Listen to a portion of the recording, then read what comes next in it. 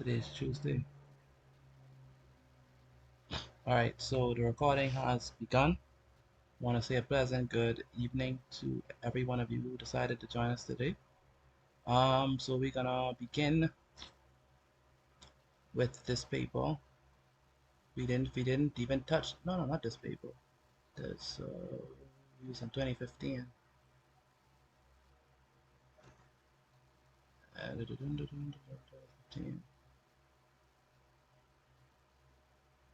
Yeah, we was on this paper, but we didn't return back to it. Yesterday we spent all our time just on one matrices problem. And what I realized is that we didn't even check to see if our answers right. Also, I realized yesterday, so we're gonna do that today. See if our answers right. All right, so let's do this question. This significant, this rounding question. So let's do that.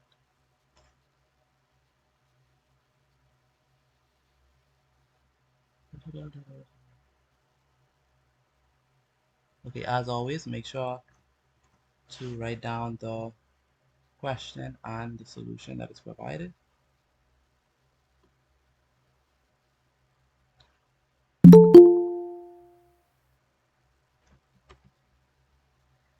So they like doing questions like these. That's just what they like to do. This question, that's like this we see again and again and again and again and again all the time. So we have the number 723.173. Again, 723.173. And they say that we have to write it correct to 2 decimal places. Alright? So to write it correct to 2 decimal places. So what we have, again, we have the number 7, 2, 3.173. And we have to write it correct to 2 decimal places, which means that once you finish with this number, only 2 numbers should be at the back. Once you finish, only 2 numbers. The first thing you're going to do is you are going to circle number 7. That's the second digit behind the decimal point. And then you're going to underline number 3. You ask yourself, is 3 greater than 5, less than 5, or equal to 5? Again, it's Less than 5. yes, it's less than 5. So since it's less than 5, we are going to round down.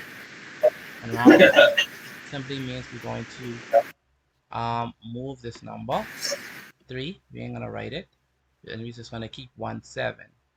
All right, and so the answer to this one is just gonna be 7 2 3.17.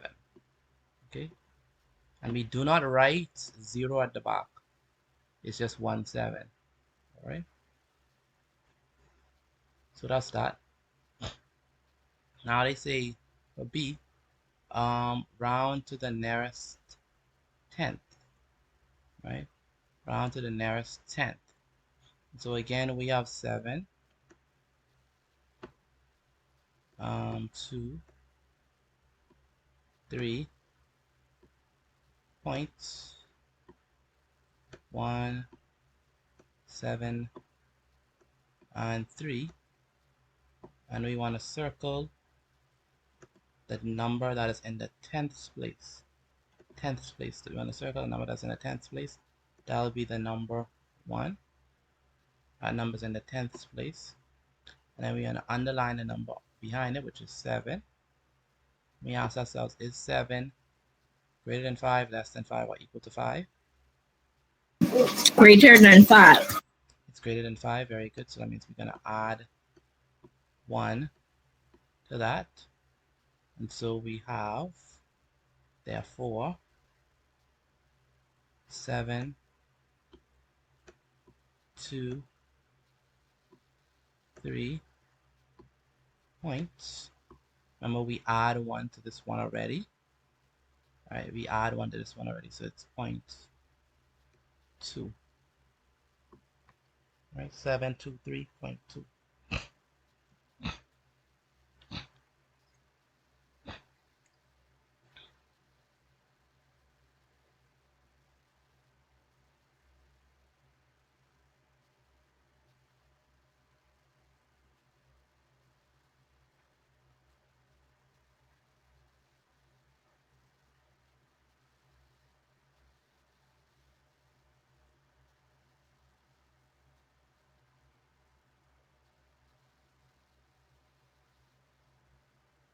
Right, so the next thing is that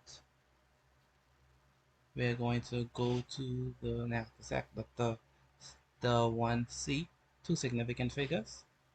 Two significant figures. Notice we have 7, 2, 3.173, 723.173, 723.173. Now we want to round this to two significant figures. The first two significant figures that we have is 7 and 2. So we're gonna circle 2. Okay, we're gonna circle 2, and then we want to underline 3. All right. And so we ask ourselves, is 3 greater than 5, less than 5, or equal to 5? Less than 5. Less than 5, so we round down. So that means that all these numbers we do not write, and we do not write the 3, but we change it into a 0. And so our answer would be 7, sorry, 7, 2, 72. 7, 2, and in this case, we actually do put the 0. All right, we don't put the How 0 come we here. put the 0? We put the 0 here because we put the 0 here because remember here it is asking us for two decimal places, so we couldn't have put the 0 here because we are restricted to just writing two numbers behind the decimal point, right? Here they say to the nearest tenth, so we have to keep it to the nearest tenth. But here the issue here is that if we just write 72, right, with nothing behind it, then we would actually be wrong because this number is 723.173. And so what they basically asking you, right, is we have 723.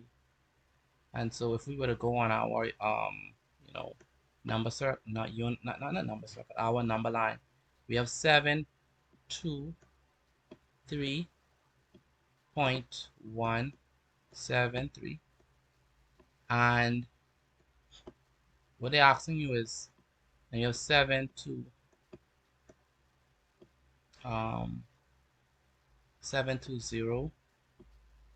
you have 721, right? 720, 723, and 724. All right, 724. All right, so what they're asking us here is that basically, is 723.173, is that closer to 720, or is that closer to 724? Right? Close to 720. Yeah, the answer is closer to 720. So if you just write 72, you actually bringing down this number to a whole lot. This is in the hundreds. This is just a two-digit number. So we can't bring it down all the way all the way down like so. All right. And notice that when we do not write, when we put 0, it's always when the number is before the decimal point. After the decimal point, we could drop it. But before the decimal point, we can't really drop. We can't drop it because that number means something. That's very important. All right. So we have to write the 0 here, as opposed to this one when they're on the right side of the decimal point. We don't really care about that. But this one, we need to care for this because this is holding the ones place. We can't just drop it. All right. I mean, it's something very special, so we can't drop that. So that's that. And then so D is the nearest whole number. Right? The same idea holds for this one. So we want to round it to the nearest whole number. So we have 7, 2, 3.173. And so what we're going to do is we're going to circle the number in the ones place. That'll be 3. Let me underline the number that's in the tenths place. That'll be 1. We ask ourselves, is 1 greater than 5, less than 5, or equal to 5? Less than 5. Less than 5. So we have to move now. So that means that we have to move all these numbers. They're behind it. There's no point. We don't really care about them. We could drop them. And so we're left with 7, 2, 3. We don't write 723.000. We just write 723. All right.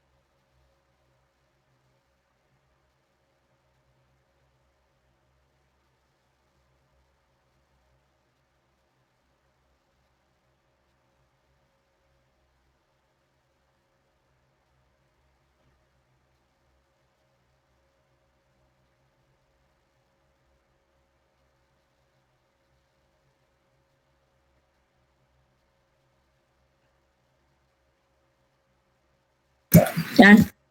We good? We're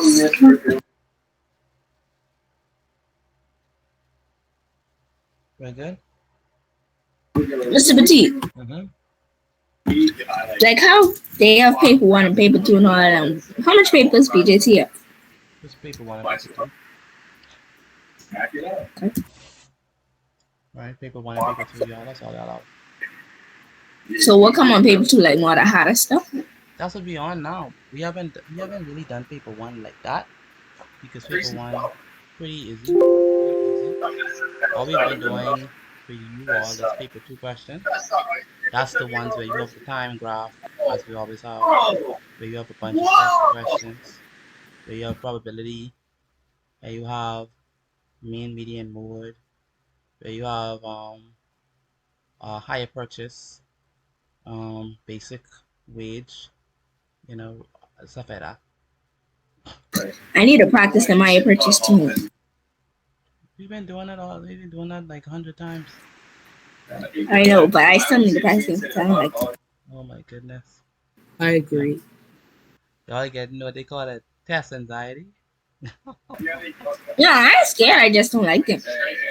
Okay. All right. Ain't no anxiety when you know what you're going in for. Yeah, no anxiety. Eh? Okay, good. So Just acceptance. accept. I love that word. I didn't make peace, Mr. Petit. I didn't make peace.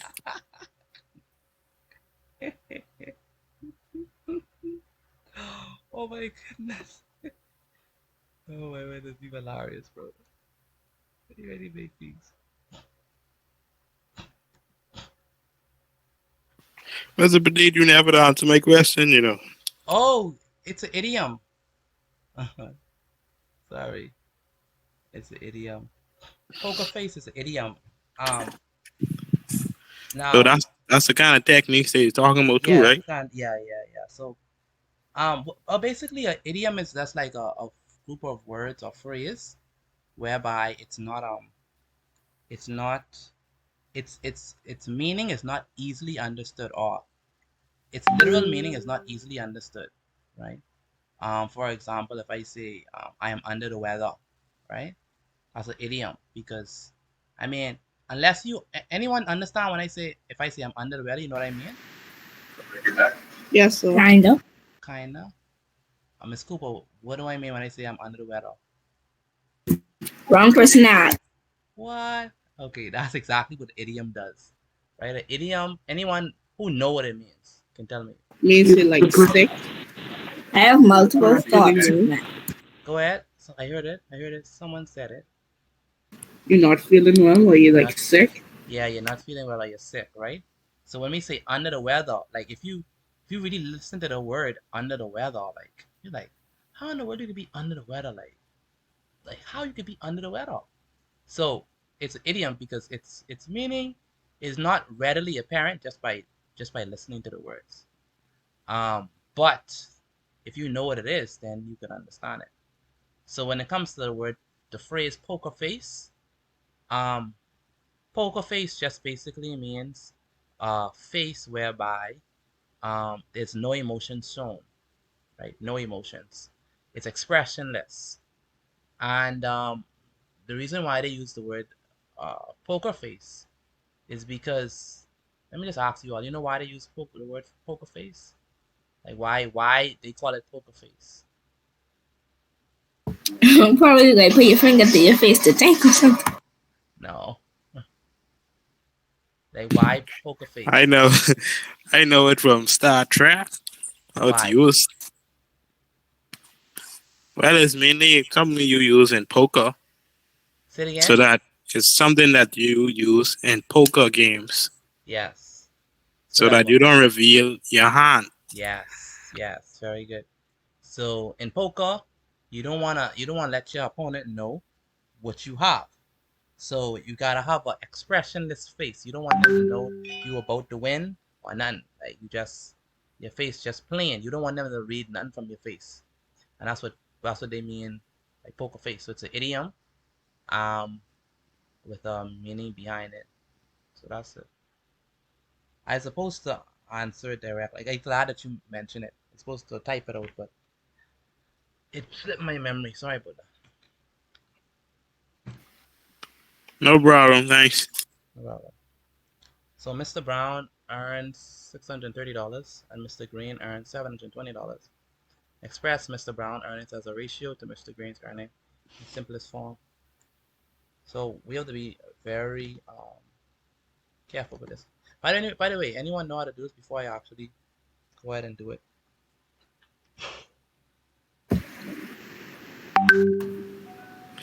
Mr. What Petit, the I was shit? just thinking about ratios. I was thinking, like, what's the ratio between the BGCSE students and the BJC students? Women's class? Yeah, I was just thinking about that. Okay, I see something from one. Um, so the first thing is it says Brown's earnings to Green's earnings. So it's Brown the greatest. Okay, so Brown. And we have to follow their order, right? We have to follow their order. Brown to Green. So we can't put Green first. We must put Brown first.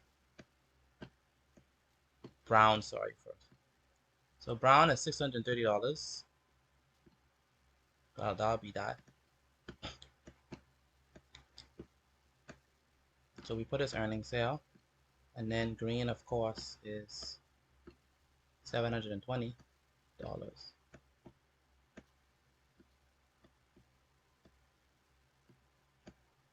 Good.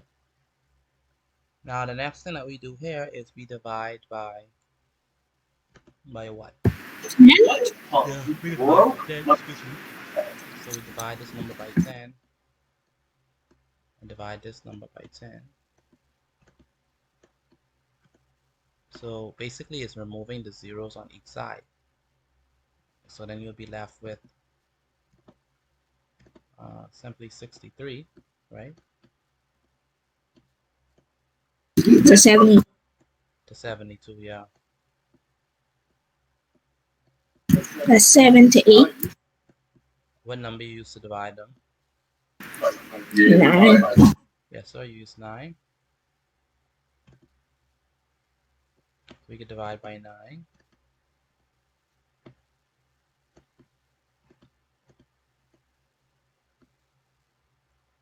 So let me get, sorry.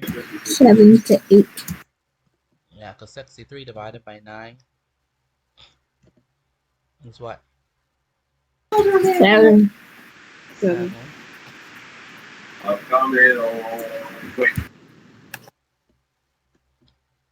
7. And 72 divided by 9 is 8. 8. 8 for sure. So 7 to 8.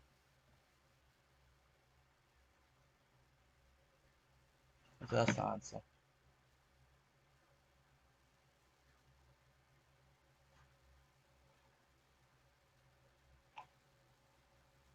Alright, send me the working for that as well.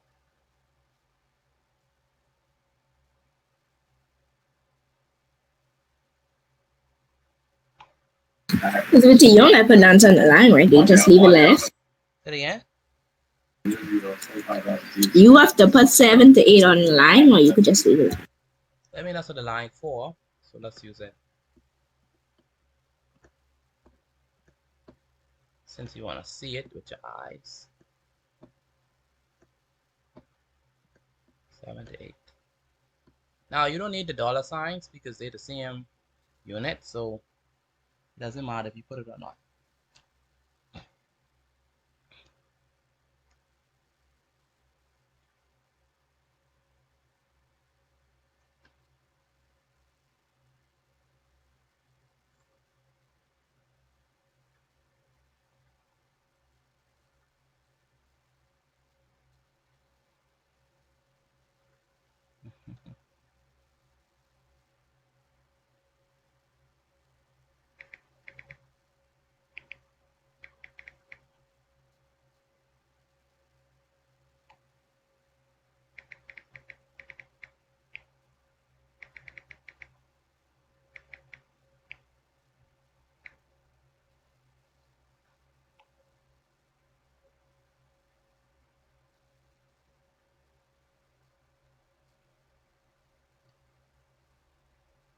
Alright, so we good?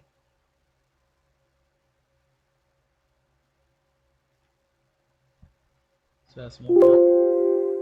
I had someone who asked me a question. They asked me something about this. And so we're gonna do this to help them out. So it says that a sport field in a rectangular, so a sports field is rectangular in shape with a semicircular both ends. So basically the shape is the following. So we have a rectangular field right here. So that's that. So it's longer on the 40, and that's a good question now.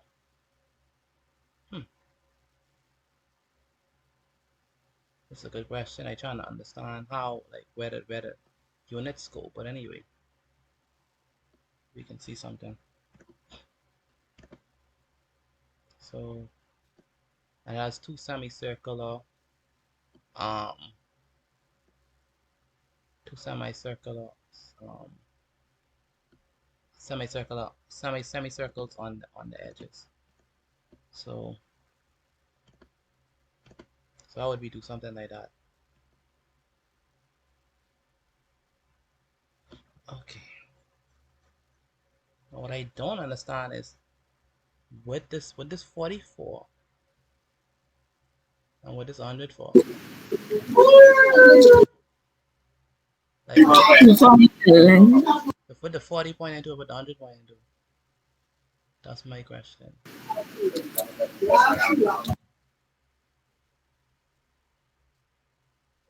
Alright, I'm just gonna give it a guess and say that Is that like a football field? it says, alright, what is it? It's a sport field. So yeah. The middle is the field. So I think that the 40 is for this length. This one right now. I think that's what the 40 is for. So I'd say the 40 is for this one. Shoreline, that's the area. Oh, Area of the square field. it's a Inside the sports field. It's a rectangular field. So length and width are not the same. So I'd say the 40 is for this length, and then the 100 is for the bottom. Then red. That's what I get. All right.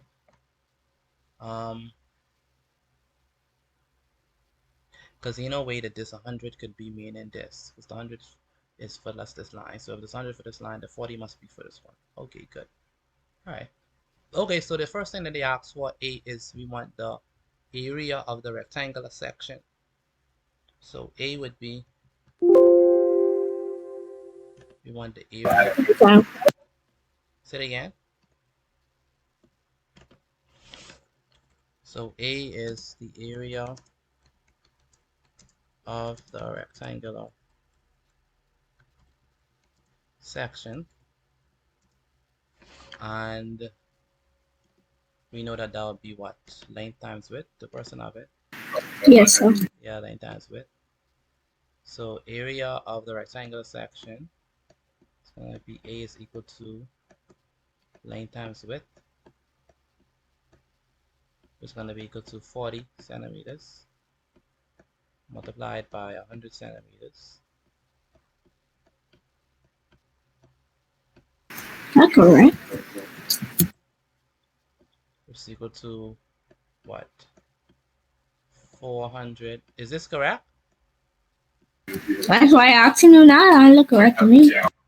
No, it's not. They need to put They need to put. They're doing 4 times 100. Yeah, they did 4 times 100. So it's supposed to be 4,000, right? Yes, sir. 4,000 centimeter what? Square. Yeah, okay. So that's one thing. The radius of each semicircular end. So B asks for the radius of each semicircular end. So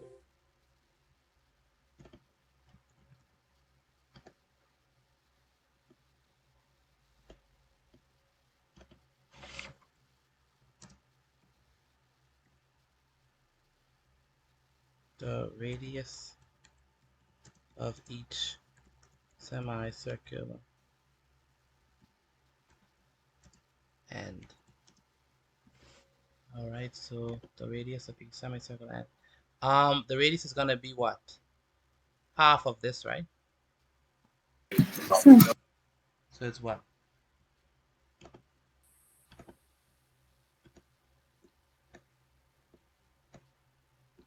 Radius is gonna be what? 20. 20. How did you get 20? Divide 40 by 2. Yeah, right. That's 40 centimeters divided by 2. It's gonna be 20 centimeters. Oh, Nancy, your background sounds quiet today. Sounds like you had a serious hard conversation last night.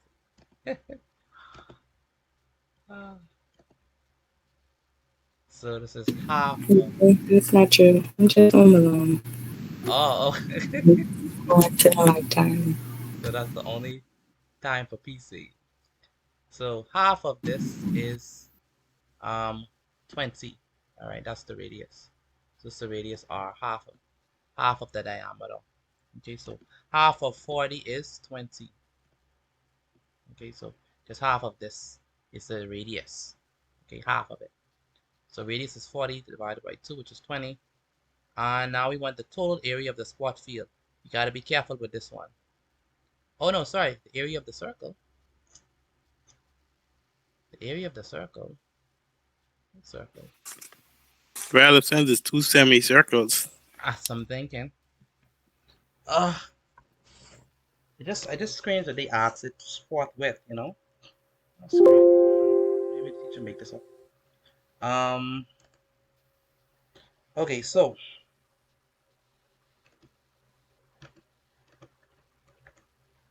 the area of the circle.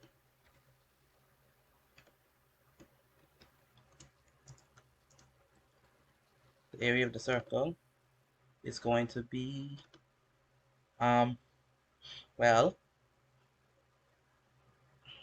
we have this semicircle, so we need to find the area of that, and then once we find the area of that, we also need to find the area of this, and then we're gonna add them to make one complete circle. You understand? Because this is half a circle and this is half a circle. So once we find the area of each, we add them to find the area of both. So So we have to when you find one side, you automatically find the next side. That's true. I was gonna answer, but yes. Is Miss Reckley here? Or Alicia Reckley? No? Wouldn't we just find one side by pi r squared or no? One moment. When you have the half, that is a semicircle. Yes, you have the perfect.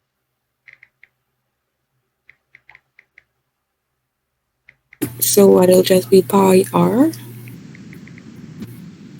Okay, so area of. Alright, it's my bad.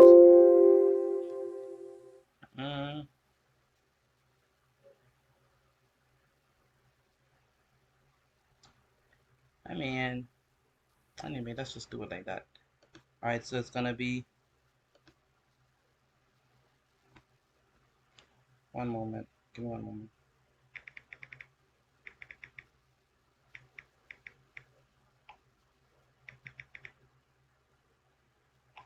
Alright, so area of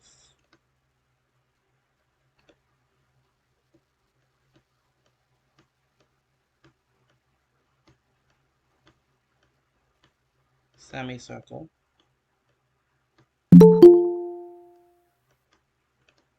I think that's. Mr. Petit, Yes, sir. how's the humidity in your area? Community? Mean neighbors or general feel of the area? No. Humidity. Oh, humidity. I thought you say what? I thought you said I thought you said community or something like that. I don't know. I don't know. I don't be following up on that. I don't know. How does it feel to you? How does it feel? It depends. Wait, today was incredibly hot. I know you're not asking about heat, right? You're asking about humidity, but today was incredibly hot, man. But in here actually feels rather humid, to be honest, compared to other days. But generally speaking, as a general rule, it's okay. It's normal. It's being something that is so. Okay, I the only one who my skin on fire. Yeah, pi r squared divided by 2. So did they say what to use for pi? They didn't say what to use for pi. So we're gonna say, well, let's just say let pi equals to 3.14, right?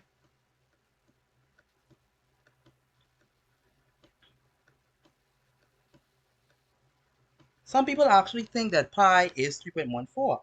Like some people who should know better think that pi is 3.14. and they are in grade 12. Pi is not 3.14. 3.14 is an approximation for pi. All right, it's not. You have to approximate it based on what you're measuring, right? Yes, based on what you're measuring and based on what the question. See, so here, um, so in general, pi is actually pi never ends. Okay, 3.142 and continue all the way until infinity. So So we can't have a perfect circle. That's what you're saying. I'm not saying that. I'm saying that because you could have a perfect circle. It's still a number. It's just that that number has never-ending decimals. So when we have pi, pi is not exactly 3.14. Pi is 3. Pi.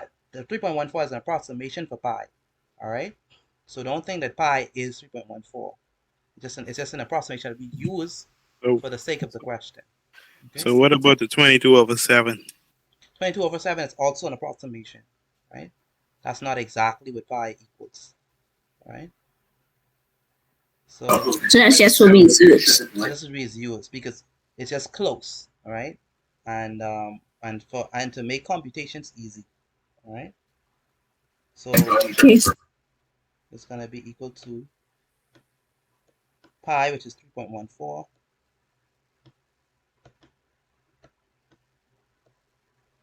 times r squared. So Ms. Betty, what's the harm in not knowing the true value of pi? What's the harm in not knowing the true value of pi? What you mean? Yeah, it ain't like they could like be using it, like the full diameter. I mean, like the full range of pi, the full potential of pi. Then Yeah, So, you Mr. can. Petit, Go ahead. got this kind of question. Do we round it off to the two decimal places? What you mean? Like, we could stop at two decimal places, or we have to round it to two decimal places. What you mean for 2 decimal places, 2 dB. Yeah. So we don't have to round it there. We could just stop there. Round it. Round it. Round. Yeah, round it correct too. That's what we mean. We're not, don't truncate. Truncate means you cut without rounding. No, you want to round the thing if it's more. So 20 times 20 is 400 because 20 squared is 400, right? So it's going to be 3.14 times 400, right? And then so divided by 2.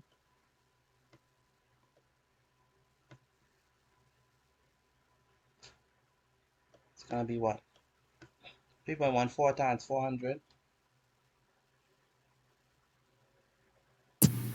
628.1. 628.32. You sure? No, no, mom. No, mom. I put pi times That's the 20. problem. You put pi 3.14. We're using 3.14. I just thought you said we could use the ones in our calculator. No, no, no. In this question, we let pi equals to 3.14. Oh, okay. I'll redo it.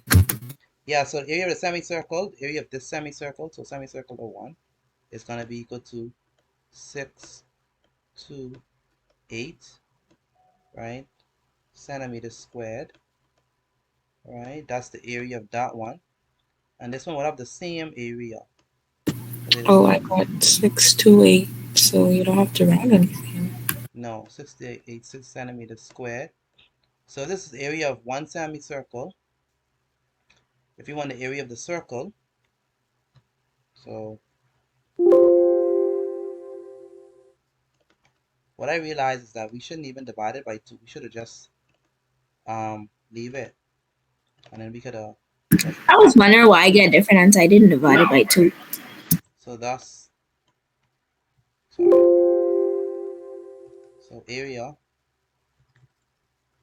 of circle gonna be equal to 6.28. Sorry, 628 plus 628 is going to equal to what? 1,400 and what? 56 cm. Yeah.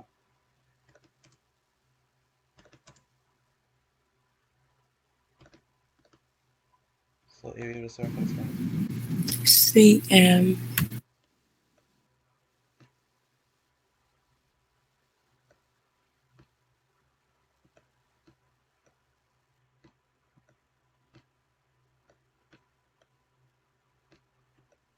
good. So that's the answer. This almost remind me of resolutions. What you mean?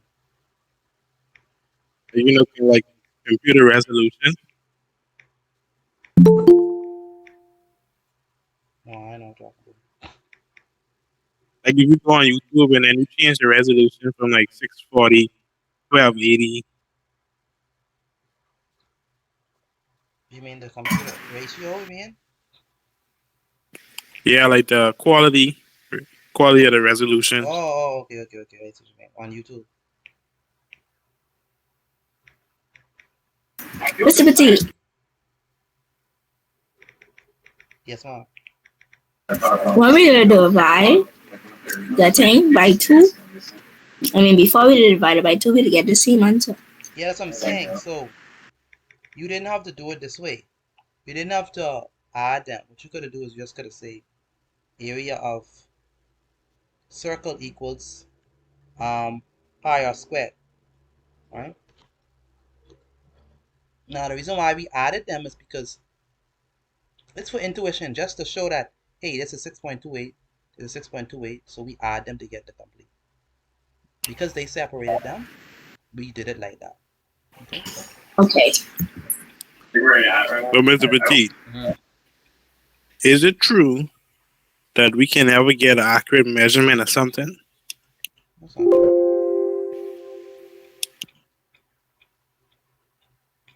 In what sense? It depends on what sense you Well, want. not accurate, like a perfect measurement of something. Like we can't measure things perfectly. Mm-hmm. Well, that's where we have it depends. It depends on everything depends on your they call it um they call it the word is uncertainty. So or it depends on the level of accuracy that you want, right? So if we want a value that is accurate to a whole number, right? And that's the level of accuracy that we want. This is introductory physics. Like you open a physics textbook, that's the first thing they one of the first things they teach you, like levels of accuracy. Like how much, like how accurate do we really want to be, right? Um, and it depends on how on the accuracy level that you set. So if you want your accuracy level to be to a whole number, we could achieve that. If you wanted to be the two decimal places, we could do that. If you wanted to be 6 decimal places level of accuracy, and sometimes we do need that level of accuracy if we're dealing with something that is very, very small, or something whereby it's something that's very, very sensitive, and so we need it to be accurate to 12 decimal places, else things will go wrong. So it depends on your level of accuracy, though, like what level of accuracy that you set, that you first predetermine. All right. um yeah, so that's it. Okay, so now the total area of the spot field, so that's the final thing. So D,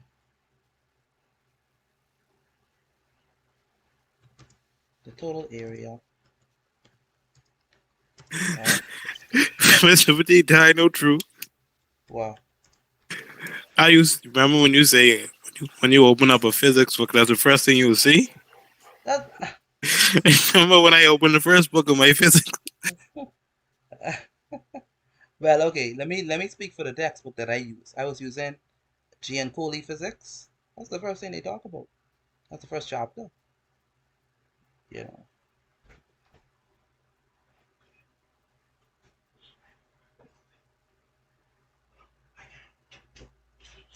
All right, so the total area of the spot field, so it's gonna be uh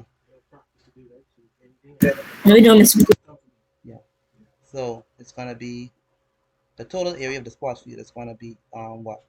The area to total, Area of the circle and the area of the rectangle. yeah, equals to area of rectangle plus area of two semicircles.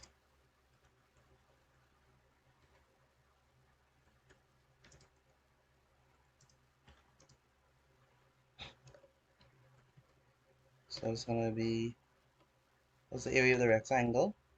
We saw that was what? The area of the rectangle. Was that 4,000 centimeters square. yeah, 4,000 centimeters square.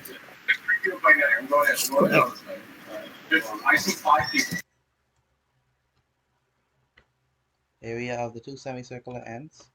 Oh, I spelled this wrong. Okay. I noticed that.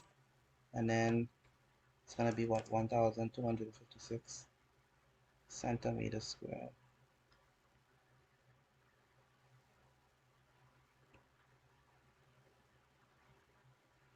And so we just add them.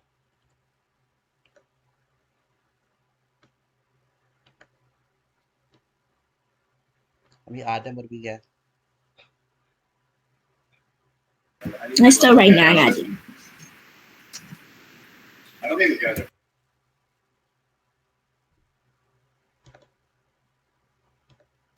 When you just add like a 1 to the 4, and then let's put the 5 5, to 6. 5,256 centimeters square. Yes, ma'am. That's the total area of the sports field. Sports field.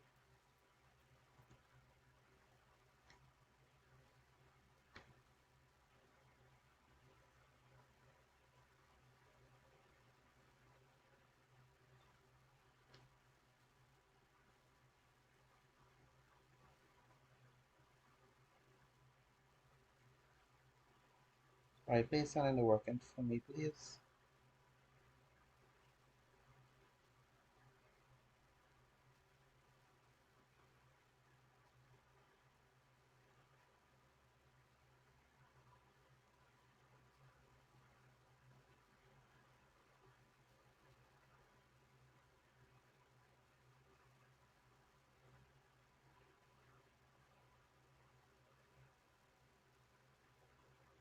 All right, any questions on this? No, sir. All right. This BJC. Yeah. Yeah, this is BJC. Yes, we had to be. That was hard. No, not just. I seen them said what you'd be doing. What's that?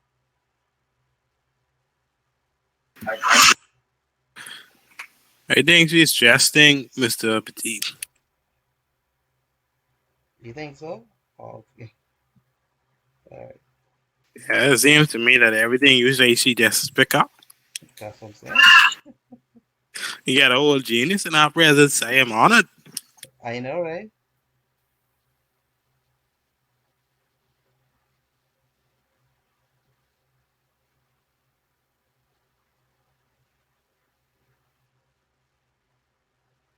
Honor is correct.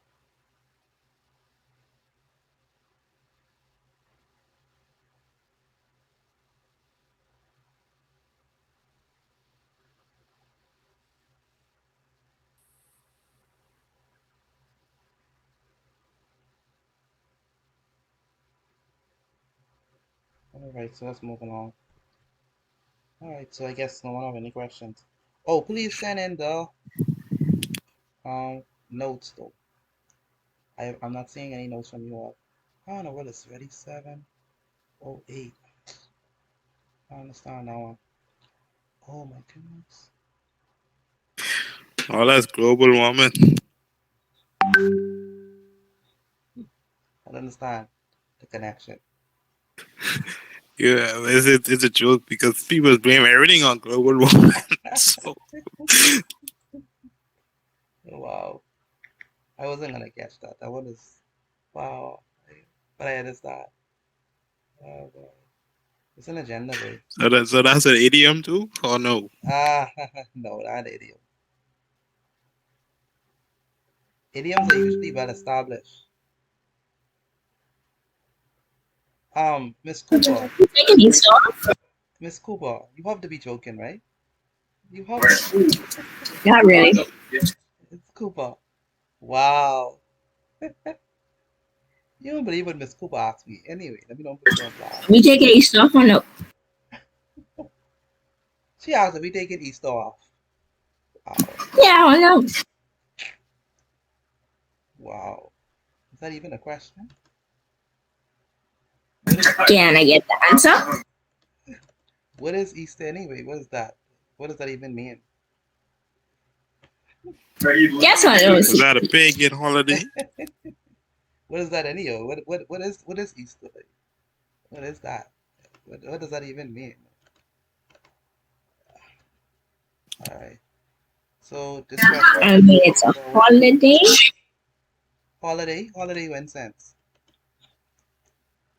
All right. Liberty, so no. Was the day that we having a holiday next week?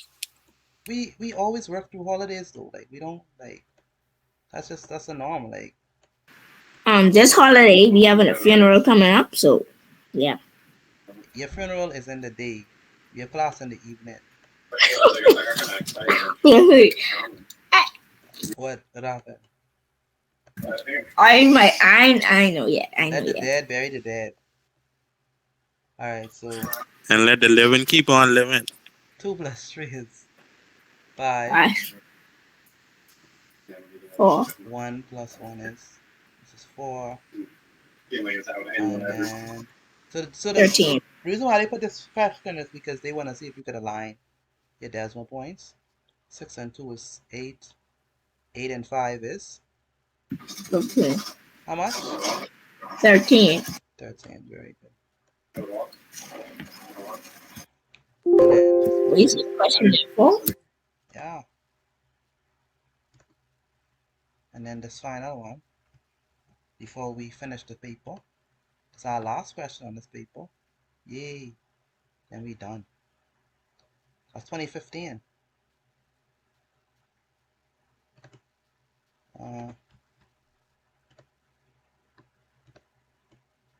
So multiplying by 5. If you know how to multiply by anything else, then know how to multiply it by 5. Did you know I make my own formula to multiply by 5? What the formula is.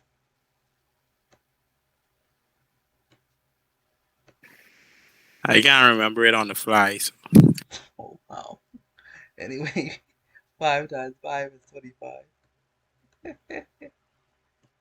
Put the 5 down. That's a photo. Oh, that's a oh my goodness. Thank you. I just testing y'all, making sure that y'all know. Listen, I was so ashamed just now. I was like, no, me can't multiply. Alright, so 5 times 4 is 20. 20. Put the 0 down.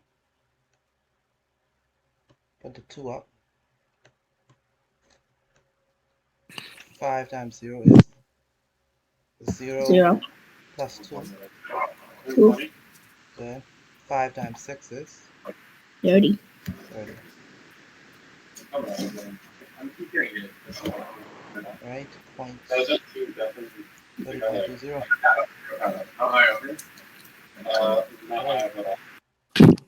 Oh, now I remember. Now I remember. When anything I multiply 5 by, I half the number and that'll be the answer. Give me an example. So if I say 5 times 8, and what's a half of 8? It's 4, and I put a 0 and then I know it's 40. Okay. Give me another example. It don't matter what you use. Like 5 times what? 120, Do half of 9. 129, Do 9. 4.5. So that'll be 45. Interesting. Brilliant.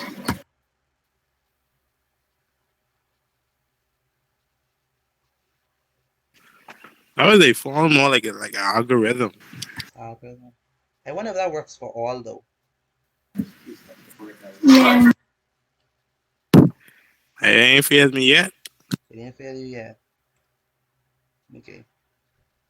Now that's one thing about that's one thing about when you start to do if and when you go to do a little more advanced math and you start to do proof writing, one of the first things that you learn is that um is that you can't prove anything by example unless you're using a counter example. Then you could prove something by example. But if you're trying to prove something in general, um, a bunch of examples doesn't mean that it always works. So we have to find a general way to figure out if it works for all. Like, why when you divide something and add a zero, it always works. Like, and show that it works in general. That'll be a good proof question. But that was, But maybe when I get there. yeah, when you get there. When and if. I mean, And you know, next thing I learned, what you learn. I learned you need 2 lives to master maths. Two what? 2 lives, 2 lifetime. Because No. you start out learning the formula like this, like, you know, you're a younger baby, yes. And then after it, you don't need the formula no more. And that's when you grow up. But by then, you could be too old. So, Oh my goodness. No, that's not true. That's not true. That's not true. That's not true, my friend. That's not true. It ain't that. unless you start like when you was really young Then you're young, yeah. on a like advanced course, Yeah. take too long. I mean, it depends on what you mean by take too long. I mean, um, Like if you're trying to reach what they call it, the front line. What they call it? frontier. Yeah, like you're trying to reach the frontier maths. That's the thing. That's the thing, but like, math is so broad that even the best of the best, even the best of the best, doesn't know everything. So what happens is the higher you get in maths, what happens is you begin to pick a domain and Oh, know so you specialized in. specialize in something. So the people who specialize in number theory, um, they are not as good as the persons who specialize in say topology. You understand where I come from? Like, Yeah, so it's almost like how doctors is. yeah, exactly. Because they can't know everything about everything. They No, have to specialize. exactly, exactly. So that's the thing. So the idea is not trying to know. So what we doing here, we learning the fundamentals, just the basics, which everybody must know. You know what I mean? So the person, like, like you have general practitioners, like this is just a general practitioner. So So so they say like you gotta at least be this dumb to yeah, start learning. exactly. Exactly. I mean, if you want to look at it like that. So yeah, so we just this is just the fundamentals that we doing, and then eventually you branch off. So everybody need to know Pythagoras theorem. Everybody need to know, what's the discriminant. Everybody need to know, what is pi and what is area of the circle and stuff like that, the basic stuff. Then you move on, proof writing. Oh, everybody got to do calculus. Everybody got to know the, calculus series. Everybody got to know differential equations. Everybody need to know that. And then you branch off into different segments of it. Okay, so we finished this paper. That's the general. We did that. Oh, yeah, this one. We still what we trying to. What I said that we have to do is we have to check to see if our answer is right. So the answer that we got was x is equal to what, and y is equal to what. I think y was equal to 7, x was equal to 2. Is that correct? Mm, mm, X, Yeah, so x equal to 2. y is equal to 7, yeah. Yeah. So there is a way to check if our answer is right. Can anyone think of a way if you wanted to check if your answer is correct? What would you do? You plot in for x and y. Yeah, you put in x and you put in y, their values, and you multiply them together. What should you get? Should get 10 and 5. You get 10 and 5, right? So you're gonna put x and y in there. And we're gonna multiply these two out, and then we should get 10, 5. The good thing about this is that these things are so basic that we've developed a algorithm for it to always do it. And so that's why graphing calculators are not prohibited in the exam, because they actually have a calculator that can multiply the two. So let's multiply it. So it's gonna be, Oh, you mean in the Bgcse exam? yeah, So we can bring our graphing calculator. you cannot. Oh, I thought you said you can. Huh? That's why we cannot bring our graphing calculators in the exam, because they allow you to multiply matrices. Even like unknown interest age, the things, No, even with unknown values. no, no.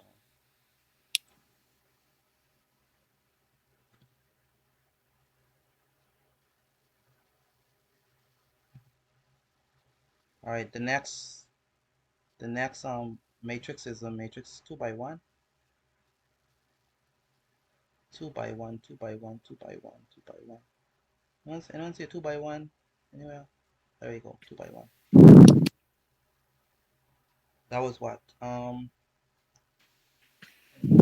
2 and 7. 2 and 7, yes. 2, y 7.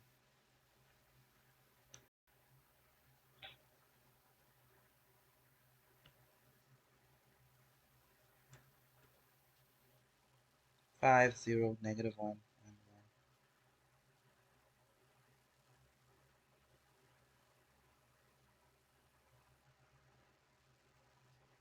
Yeah, exactly. 10, 5. I'm sorry, Mr. Petit, I wasn't here, but why is it 2 and 7? Oh boy, you got to see the recording. That's the whole class. That's all 2 hours. Okay. Oh my goodness, I really wish you was here yesterday. Directly. Ah, Mr. Petit, we do this long time. no. What you mean? Oh, never mind. Wrong question. Yeah, you got to watch So the recording. recording or yesterday's recording? Because Yesterday. I didn't get yesterday's recording. No, I haven't sent that yet, but you please watch that. Please watch Did you that. ever send last week's recording? Say it again. Did you ever send last week's recording? Oh, I didn't send that to you, Nancy? No, because I was missing on Thursday, but I never saw the recording. Okay, yeah, let me send it to you right now.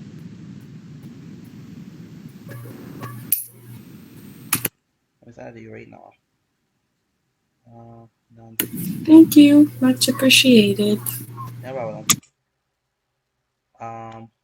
That's my way of saying thank you for the background that is nice and quiet. Ouch! What happened? You fall, Miss Cooper? Make sure I don't fall now. What? Mr. Petit, we start off positive and your comment just take us back to square one. Back at the drawing At the board. drawing board. Anyway, you have your videos. I hope that'll be on a good page. Okay, so x is 2. That's why we put 2 here. Right? Y is 7. That's why we put 7 there. So when we multiply the two matrices, we should get 10 and 5. And so this is checking to see if our answers is right, Miss Rackley. That's why I put 2 here and put 7 here. Okay, so the 5 and the 0, you multiplying that by the x and the y, which is 2 and the 7. Yeah. So this is how how we got the x and the y values. You have to look on last night's recordings, but how we got that. I just is checking to see if our answers is right. That's all. You mean what you're doing now? You checking the answers. Yeah. Not, Do you understand? I mean, I kind of get it, but I can watch the recording to be sure. Please watch that. That's necessary. That's a necessary video for you. Of all the nights, please watch that one. So we do get 10-5. So we right. All right. So yeah, so that's good. So we finish for the most part this paper. Paper 3. Yes, sir. The entire paper. Wow. For the most So we Sir. pass. Say it again. So we pass. I I wish we could have said that. We need to do like 5 more of these papers. All right, so let's move forward. All right. So in your Mr. D, expertise, Yes, sir. that question you just was on though, with triangle, that right there. This one. Yeah. You want to do it on? Want to do I mean, we could try it. We could do it. I mean, I. Let's go with that. No, I can save this for tomorrow. I want to do it now. All right. I want to save it tomorrow. Remind me tomorrow to do that.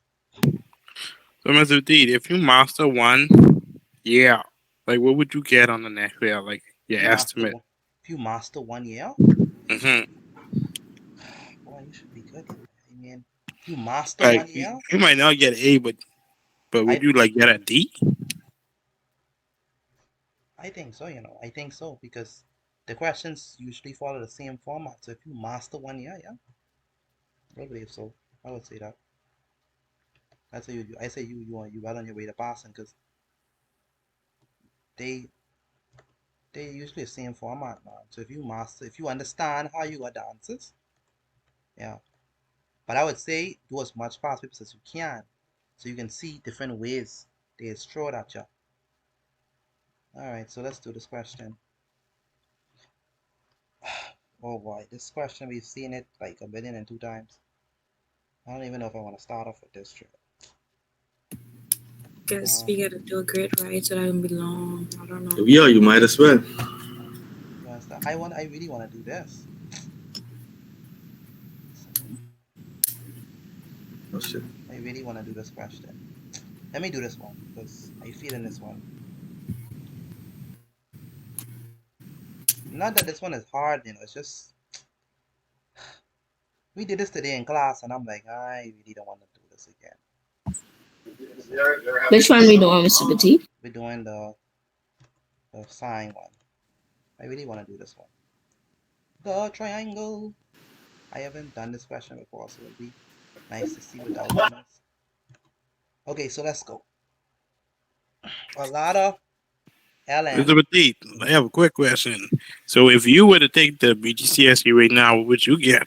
Of course. A, of course. I no question, but I no question. I just wanted to see if you was confident. No, it ain't. Come on, this. Like I already tell you, on a scale of 1 to 10, these stuff don't even touch the surface. Okay, so it's just like talking to you. That's like breathing. Yeah, just like just like how you would go and do 2 plus 2 is 4. Yeah, Like but how you get it? How you get it to that though? how you get it to that?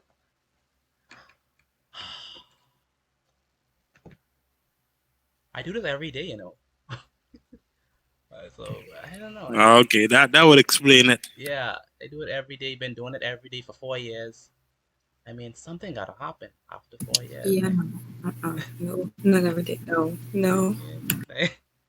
So and then plus you see more. So it's like, but when you reach in grade 9, and then you go back to grade 4 work, it's like you like, wow, was I struggling with this work? Like it becomes no more a problem. You know what I mean? So that's the thing. Mr. Petit, you're now a genius. Not a genius, please. I'm not a genius. I just know how to do certain stuff. Not a genius. All right? There's a big difference. So What would you classify as a genius if you're not a genius yourself? Okay, a genius would be someone, in my opinion, um, Don't scrap with nothing. give me some time to think about how I would define a genius. But I know I want. I know I want. I Okay, have faith in you, so I must buy you on this one. okay. So So was it petite? You're just a math enthusiast or something. yeah, just someone on the fly on the wall. You know what I mean? Just someone who know a little something. But Yeah, I understand. Because in my genre, I know a lot. Once it comes to anime, but maths, no. yeah. So a lot of LN. But I disagree with you. I think you are a genius. I have faith in you, you know. I don't know. I just think you use one of them who I could see like who's actually challenged yourself to do it. So I think you are a genius in my definition. By your definition, Yeah, because I'll take you for one because this ain't easy. It isn't easy doing this every day now. Come on now. So that's. I mean, okay. I'll classify you as a genius. Just leave it at that. Yeah. Just All right. I appreciate your comments. I appreciate your comments. But yeah. I mean, it's a genius. But you was a genius. I believe you one though. Yeah. Well, thank you so much. I believe that each and every one of you also have I look at my students and I feel like I'm blessed. You're all a good group. I just the only question I have in my mind is that I wonder if y'all got panic in the exam. That's my only question.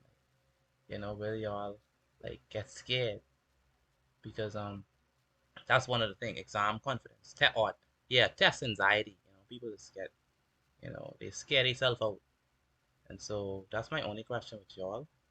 Um, but I hope that you all don't. Um, so on the day of the exam, get a good breakfast, get a good night's rest, hopefully. Um, don't scare yourself. Some things just exam. Some things you will know, some things you ain't gonna know. You know what I mean? That's just period.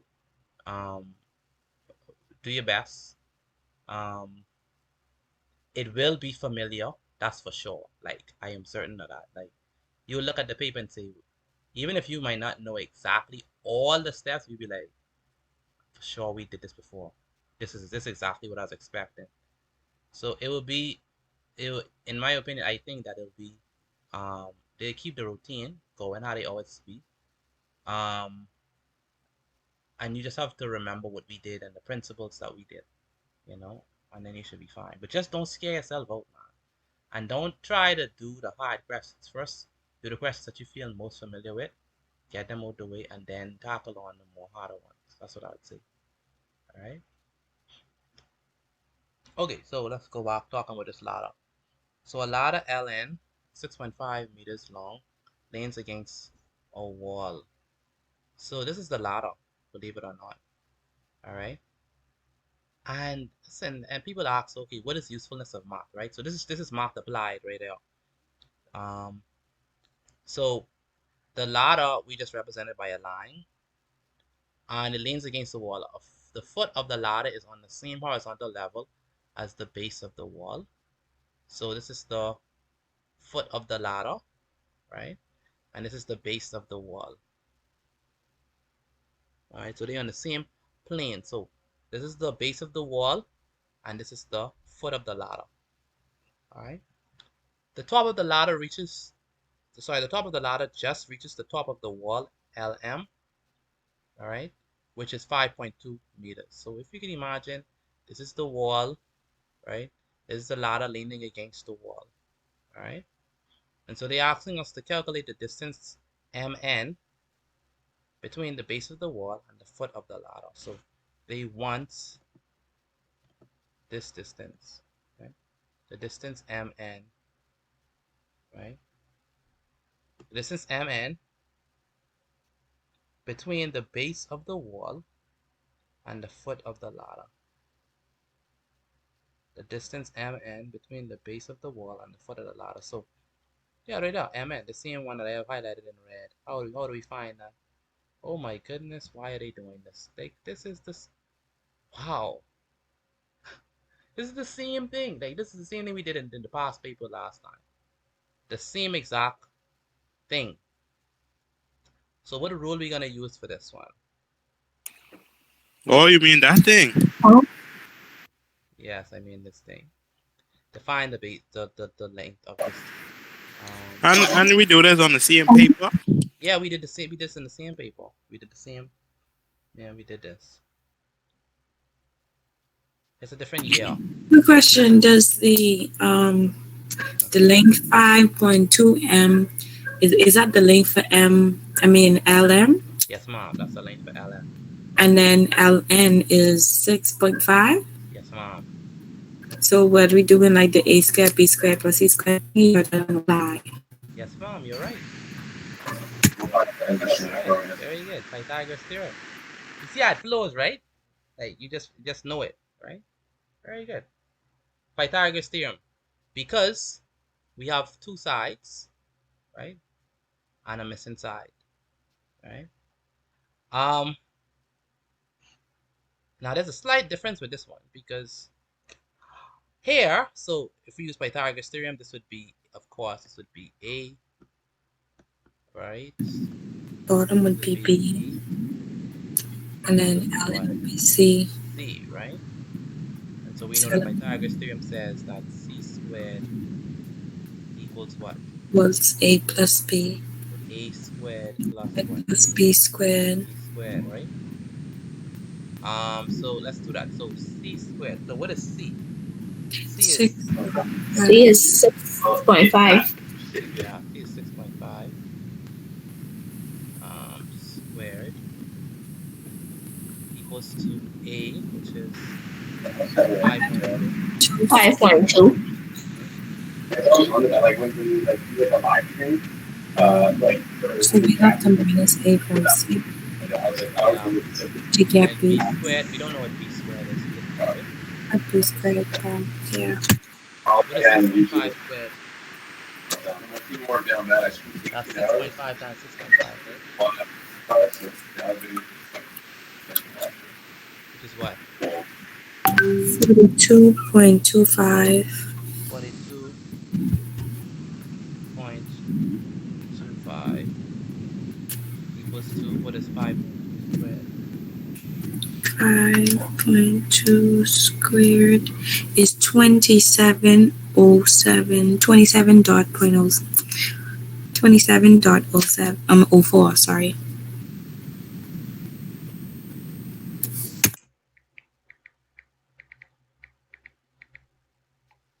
What'd you say again, please? Miss, I got 27.04. 27.04. All right, plus B squared. All right, so this is pretty. What do you put 42.25 and I put 42.5? okay, so remember what this is saying. This is 6.5 squared. So 6.5 squared, remember what that is? That's 6.5 times 6.5. So 6.5 times. So where's what his name is? Bethel. Yes, sir.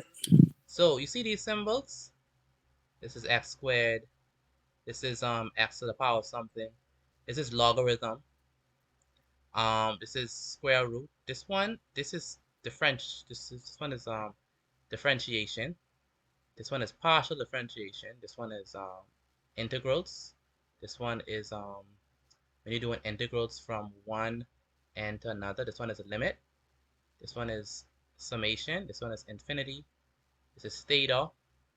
This is the composition of two functions. And this is just H2O water. I don't know why this is here. I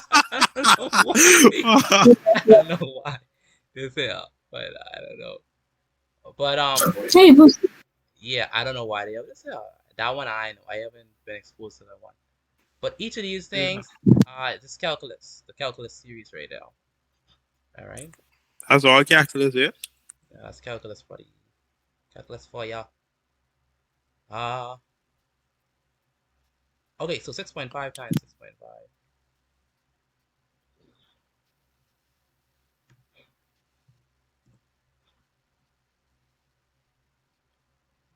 which is, that's how we got it, Miss Cooper. Let's multiply the two numbers. I got that, but I have 422.5. That's wrong. Yeah. And then what's the next one? The next one was 27.0. What we got? We multiply what? 5.2 times 5.2. You know what I'm not seeing? I'm not seeing your notes. So if you haven't sent any notes already, send me something. Because I'm not seeing any notes from you all. Like how one decimal number behind the decimal, like how 5 behind the decimal. I have 5 behind the decimal. I only have, like, I don't have another number there. No, That's because you didn't put 6.5 times 6.5. You put 6.5 times 65. I actually didn't. Thank you, Mr. Battle. But I didn't do that though. Oh, okay. So, but the thing is, all right, maybe what you did was you didn't realize that because you have 2 of these behind the decimal point, you have to carry the decimal point twice. So I gotta move it again then. You gotta move it again. Okay. Somebody actually using the hand. Wouldn't she have like additional numbers because she said you got 400 and something, I believe. Okay, what did you do? Okay, what was your result? I got Yeah. 422.5. You get 4. She down a decimal place. 0.5? Yes, sir. Yeah, so all you need to do is move this twice. 1, 2. Okay. And Miss Cooper, that's the rule. If you have this number multiplied by this number, so say for example we have these 2. We have 2 numbers behind the decimal point. So we have to move the decimal point twice. Now, watch this now. If we just had something like this, so 6.5 times 5 times, say 4, we would only move it, once. Because it's only one number behind the decimal point. But because we have 2 decimals that we're multiplying by, and both of them are 1 space behind the decimal point, then we would move it only twice. Remember that. Okay. Remember that rule. Okay, good. So that's that. And then so now, what do we have? We gotta send this over. So we have 42.25 minus 27.04 equals to b squared. What is 42.25 minus 27.04? 15.21. You have 15.21? 15.21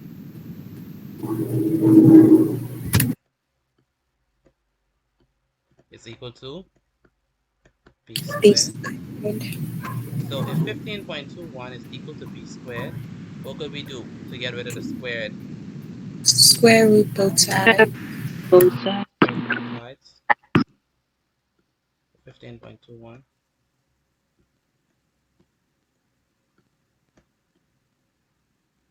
So square rooting both sides, we get this and this. And so these two cancels out. So b is going to be equal to, what's the square root of 15.21? 3.9m. So the square root of 15.21, 3.9, it's going to be 3.9, 3.9. So b is equal to 3.9. So b equals to 3.9. So therefore, the distance mn, right? So the distance mn is going to be equal to 3.9 meters. Right, so the distance of this thing is 3.9 meters.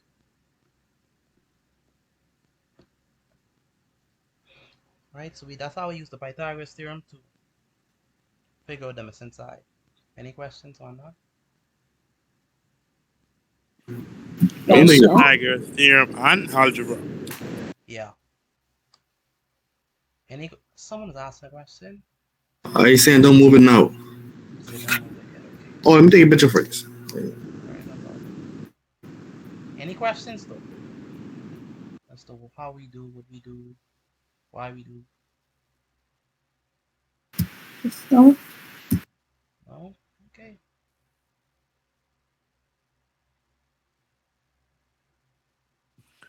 Why are they asking us this? They want to see if you could use Pythagoras theorem in a real life example.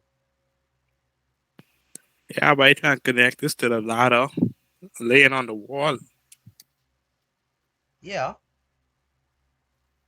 So that's just the space between the ladder and the wall then, Yes. from the base, Yes. but not from nowhere else. Not from nowhere else, no, from the base. So this is your wall, right? So this is your wall. This is from the beginning of your wall all the way to the where the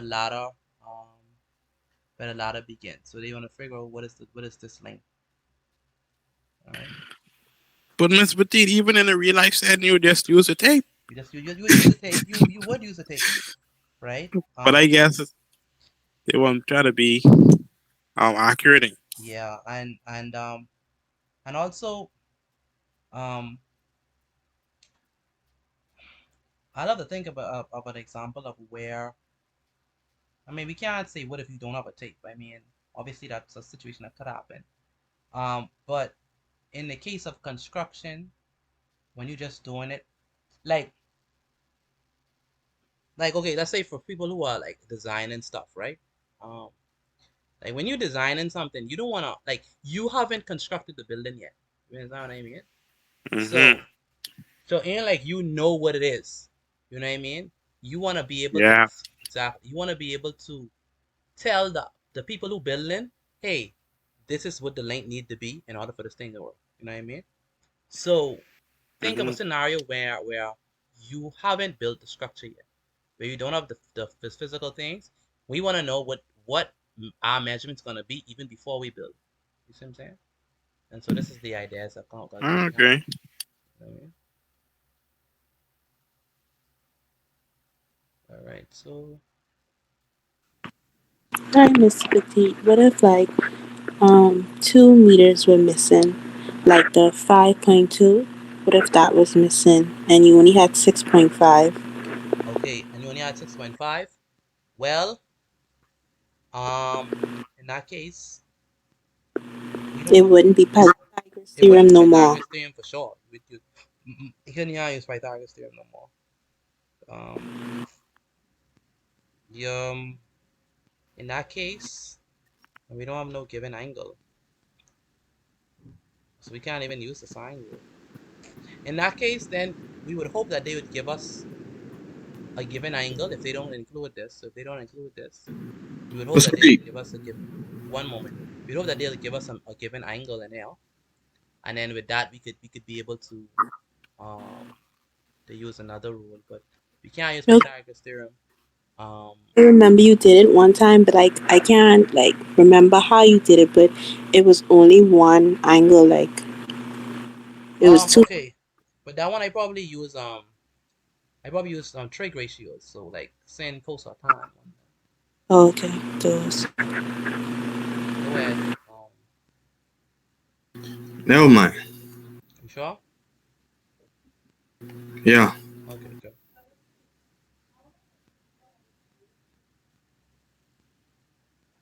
Okay, so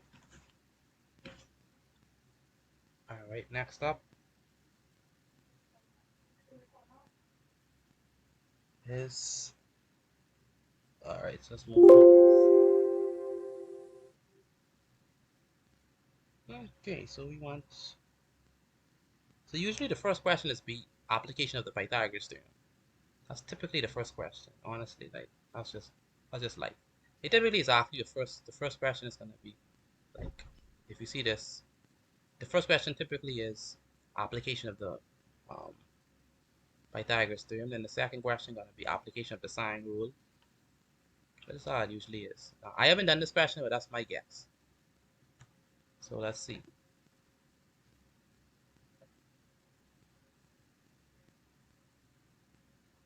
So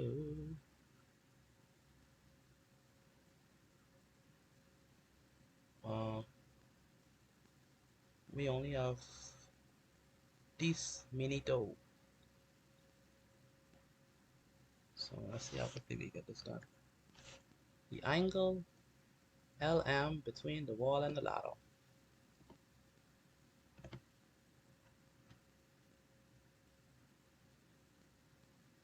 Okay, so we want the angle MLN between the wall and the ladder.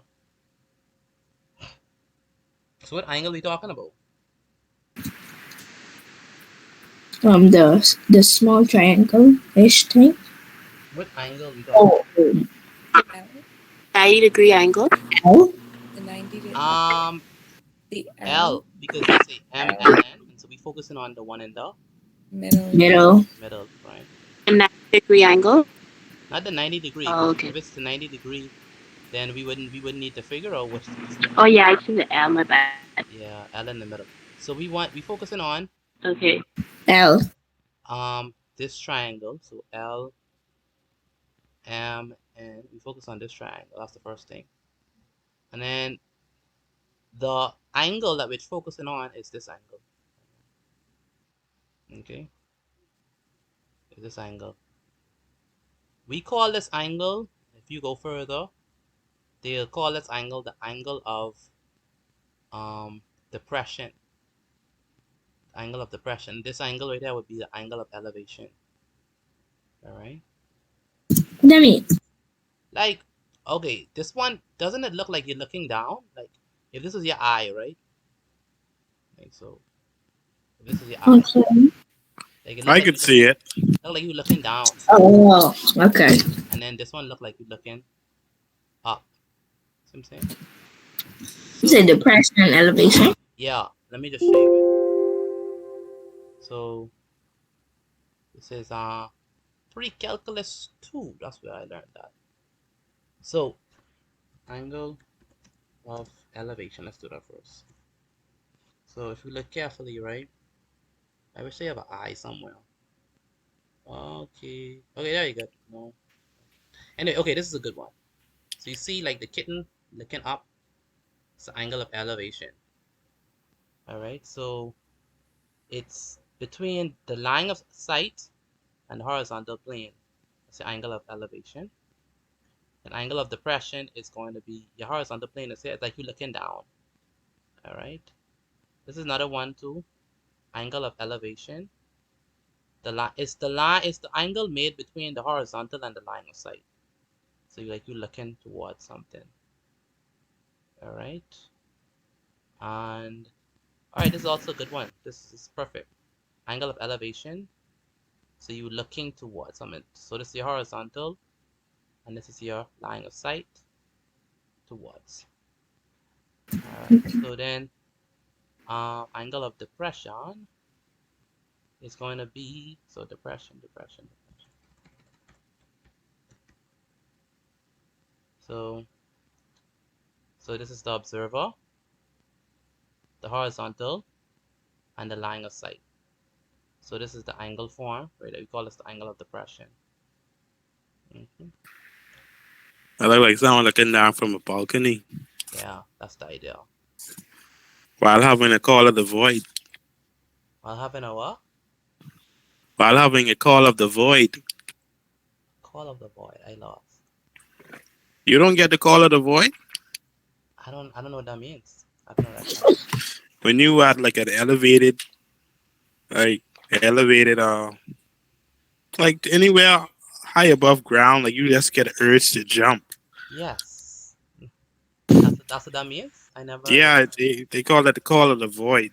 Okay. You just want to jump. I don't understand why Like that's the case your though. brain wants you to be back on the floor, basically. Uh, Basically, your brain want to save you, but they don't realize that that actually kill you. interesting. The call of the void. I like that. I never heard of that before. Interesting. Interesting, right? The call of the void. I like how it sounds too. Sounds cool. The call of the void. Interesting. All right, so yeah, so we need to find out what's the angle of depression. The call of the void. I need to use that one of these days. Nice. All right, so angle of depression. Mr. Bethel, if you don't mind me asking, what do you want to be? Like, because you deep I in don't the want to be physics. nothing. I just want to be smart, like all around. That's it. I just don't want to be dumber than like the average person. That's Oh, all. okay. I see what you're saying. I see what you're saying. Okay. All right. And we have a lot of smart people who broke, right? I don't want. I don't want to be that guy in the room. It ain't gonna be me. All right. But back to my point, we have a lot of smart people who broke. So make sure. Oh no, I ain't gonna be broke now. Okay, good. Good. Make sure you do something with the knowledge. That's important. Because to be honest, you only have to be good at one But thing. but Mr. Petit, Yeah. you say smart people die broke, but all the wealth inside the graveyard. I understand what you're saying, right? I mean that's I don't want us to be poetic here, right? I'm talking about like you have a lot of smart people who what they lack is like they and I almost got caught in the same trap, right? Like you're so interested in knowing and finding out more information and becoming more advanced in knowledge and the pursuit of knowledge. While all that is good and fine, don't get me wrong. But you have a lot of people who have PhDs in mathematics too, and they drive in taxis. Like you have to be able to go into something that not only is is interesting and whatever, but also that you could be able to provide for yourself too in a substantial way. So that's why we find that a lot of people who, like, say for example, the guy who did like he did a PhD in mathematics and abstract mathematics or in number theory or in something like, you know, finding the, you know, finding the let's see something deep and abstract, finding the next, I don't know, derivative of Pascal's triangle. Let's say he did his thesis on that or whatever, right? And he finished that. He do a nice thesis, get a good grade or whatever. And but the question is, how useful is that in everyday life? And so, whereas the guy who did his PhD in something like applied mathematics, he could find a job in statistics or some applied field. And so you don't wanna get into you know the um the loop of knowing a lot but not being able to apply it. And so I think that for me that was a because I wanted to get a PhD too, um, in mathematics. That was my dream. Excuse me, Mr. Petit. Go ahead. You says a lot of smart people who broke, right? Yeah, So you mean like smart people don't use what they have? They just choose to not like. that's one that could be one problem. Another problem could be that sometimes the area that they're interested in, because it's so deep, most people ain't interested in that, and so they find themselves to be like that lonely kid in the library. And while it's good to know information, that you always have to ask the question, this, right? Um, how is this useful in the real world, such that it could help me provide for myself and my family? That's important. I Now, sound like Nikola Tesla. Nikola Tesla, I don't know what that is. Exactly. He died broke and alone inside a hotel room. Okay, okay. But if you look him up, like he's like one of the main people who driving forward a lot of things we using today. Yeah. So you wanna be practical. That's important. So even as we do these problems, I love doing these problems a lot. I could do these all day. I could do these all day. Like I could do maths all day. But I had to wake up and say, wait a minute. Like, like, you know, how you could, like, I mean, solving problems is fun, in my opinion. Um, but you can't do it all day because then, you don't get paid for solving problems, in the library. You know what I mean? So, try to do something that, like, the pursuit of knowledge is fine, but like, make sure you settle first and everything. And your hobby could be a nice, invigorating, um, study session or whatever, but make sure priorities are in place. Um, that's important. Because I know some people who are smarter than me, and you know, it's using the knowledge in a good way. It's the difficult thing. And so yeah, Mr. Petit, yes, ma'am. it's 8 o'clock. I could barely. Yes, I am getting to this question right now. Sorry. I know y'all like Mr. Mati, what is this? No, it isn't that. I just want you to be aware of the Yeah, I have the time right in front of me, like literally right there. I like wow. setup. Yeah. Okay, so let's do this question before we go. Angle of depression. Okay, so we want to find this angle right now. Right now, and so how would we find this? So we already know what this is. This is what 3.9. We know all this. We're just trying to figure what this angle is. Oh man, y'all should know how to do this. What is this? This is a straightforward application of what? Cosine? Say it again? Cosine? And cosine rule. Although cosine rule could be used. Is this the one where you like add up the interior angle? No, sir. The 180 degree. Oh my No? goodness. Is this my class? Mm-hmm. This is straightforward application of what? Oh my. Oh my. Hold on, give us a minute. Let us think a little harder, Oh please. my goodness. I already give y'all a big hint.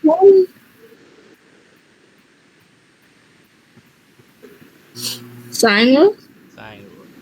Straightforward application of the sine rule. And it should be familiar to you because the I last said time sine rule. You said no. you said sine rule, I cosine. yeah, cosine. I said You cosine. said Okay. cosine. I You said sine no. rule. Whoa, okay, sorry about that. It's sine rule. I think he's talking soft. Okay.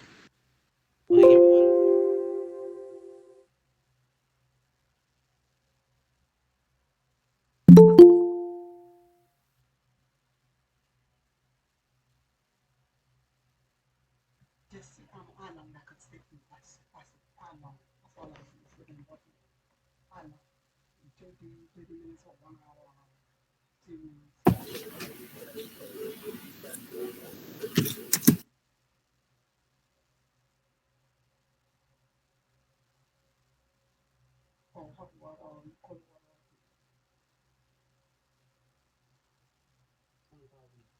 moment.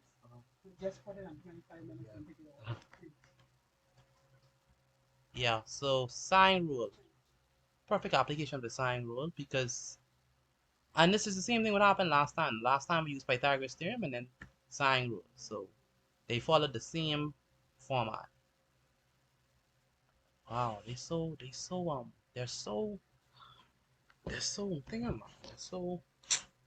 traditional. I don't use the word traditional, but there's another word I'm trying to use.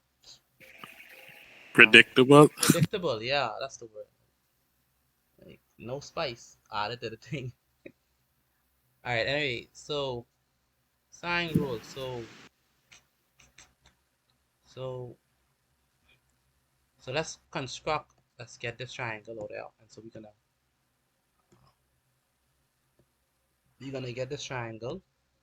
We know that this side is. Let's call it. We're gonna rename it. So I'm gonna call this A. Excuse me. I'm gonna call this B. I'm gonna call this C, just for the sake of using the sine rule first. And then this is 6.5. And then this is 3.9. It's the same triangle, I just renaming it, so that's for the sake of using the sine rule. And this is 5.2. Alright, so if this is capital B, this is small b. We know that. Sure. If this is capital A, this is small a. And this is capital C, this is small c. Good, so remember that sine rule says that we have to use these two. So sine rule says that and we're trying to figure out what is the angle right here. So we have to keep it upright. So it's going to be sine of capital A. Because that's what we're using right now. We're trying to find out what this angle is right now. So sine of capital A divided by A, small a, is equal to sine of capital B, because we know what that is, divided by small b. And so small a is what? 3.9. 3.9, very good.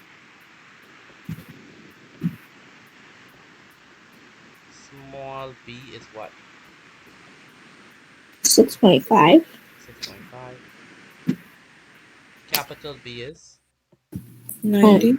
90. 90. Very good. And we should all know the sine of 90 by now. What is sine of 90? 1. 1. Uno. Okay, good question. Why did you put 90 on the top? Because it's sine B. Oh, okay. I'm following. Alright, all divided by 6.5.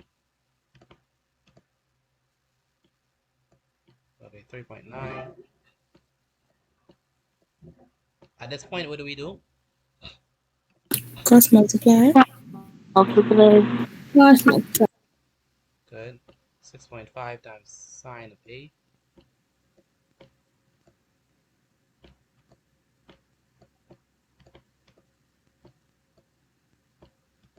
equals to 3.9 times 1, which is what? Simply 3.9. Then we divide both sides by 6.5. yeah, we divide both sides by 6.5.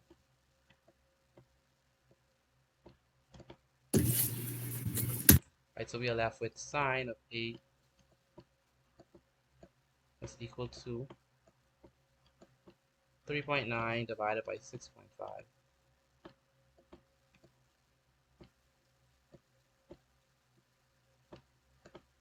Okay, at this juncture, what do we do? Divide. We multiply again, right? No, inverse, right? Inverse. Sorry. Sine inverse of both sides. Sine inverse.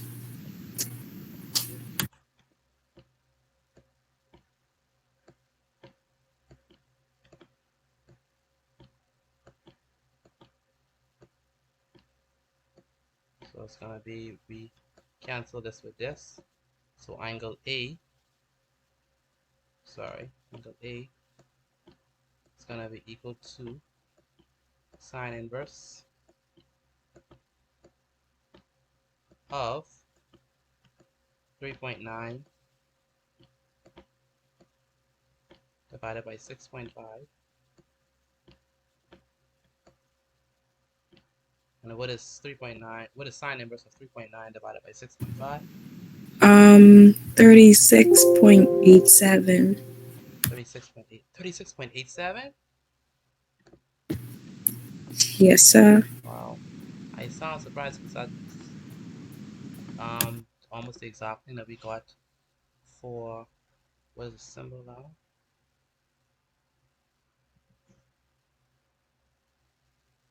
Sine inverse though. Sine inverse. Degrees, right? Is it degrees? Degrees. Sine inverse of 3.9 divided by what? 6.5? Yes, sir. Yes, sir.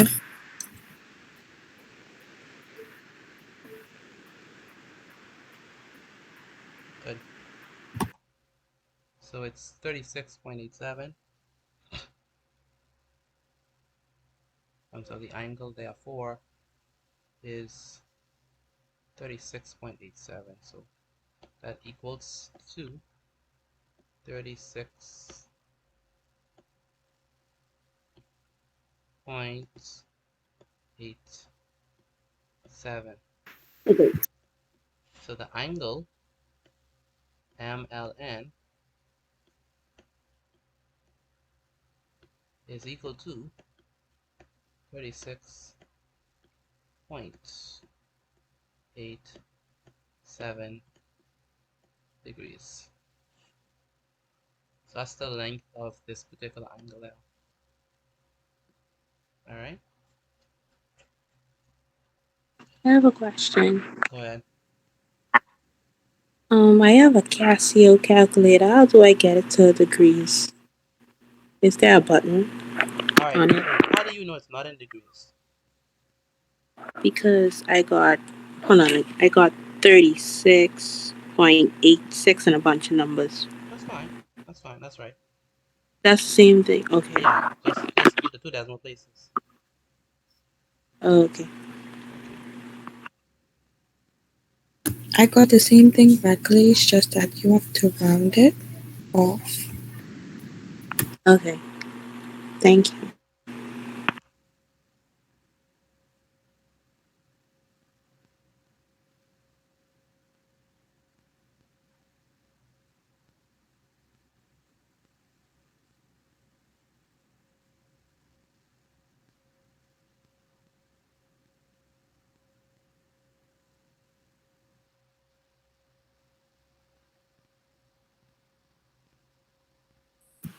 Precipitate.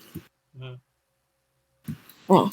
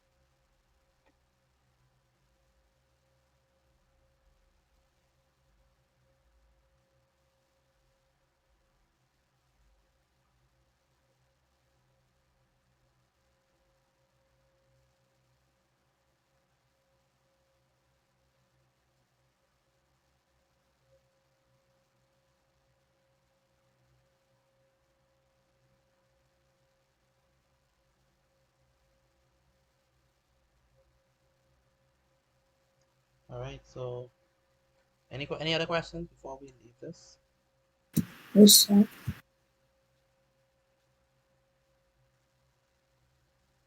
Okay. So let's go. All right. So that brings us to the end of this study period.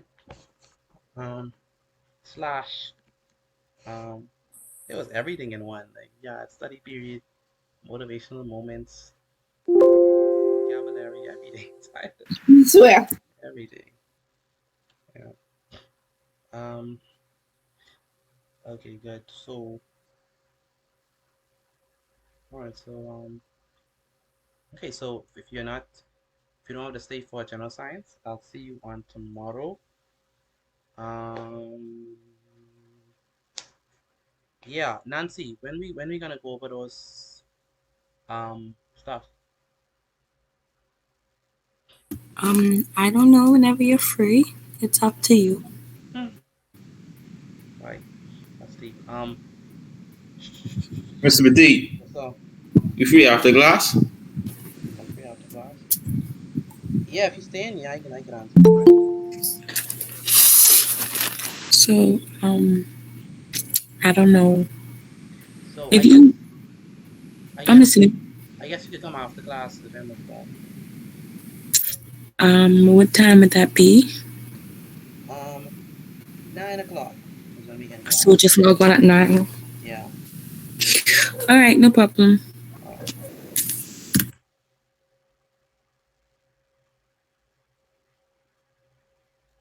All right. So let's go to our general science. All right. So welcome, general science students. I'm glad you're here. Where are we? Supposed to be general science. General science. The last thing we did in general science was what? I don't remember.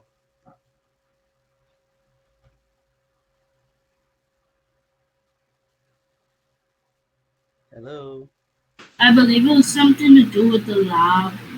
Yes, the lab rules. And we was talking about what is okay, what is not okay, how the persons was having their hair out and stuff like that. Let me see if I can find it out. Mm, okay, I don't think I put it inside that. Okay, no, I don't have it in that. But um, we was talking about. Sorry, excuse me. See if I could have it. If I have it, maybe I have it. No, no. All right, but we was talking about how what lab was we supposed to have. 2014. That's this one. Let's see. Good. So we are. So yeah, this question. We only answered this. We didn't. Okay, we didn't move on to this. Okay, all right, no problem. Yeah. So last class we was talking about um lab safety, and we was talking about what were the safe procedures that they were doing, what were the unsafe procedures that they were doing. Three pieces of apparatus that was used by the students. Excuse me. What does this symbol represent? Being flammable and stuff like that. And then we also talk about um, what happened to student with the hair and the skill that is used by scientists to identify or group organisms. Right? Today we are going to move on to another structured paper, another structured question, and we are going to deal with this one. So I want you to take a moment to quickly do a sketch of this. Can't draw it in detail, but still do a sketch of it, and then um, write down question number one, and then we'll answer it together. Right, so quickly draw that.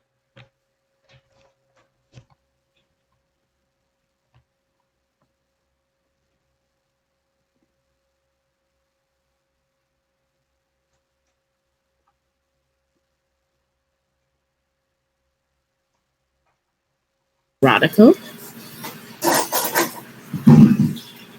Radical. Oh, someone said radical. Who said radical? Cooper. Cooper? Okay, I don't think that's the radical. okay, let's see. So let's do it together. Let me just keep it in this PowerPoint one time so you will have no problems.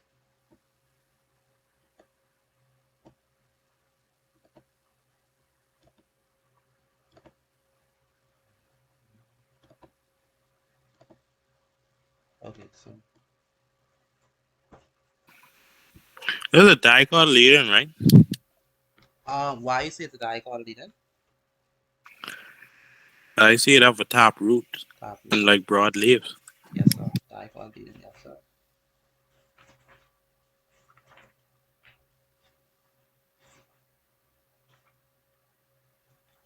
That's the distinguishing characteristics of uh dichotomy. That them top roots.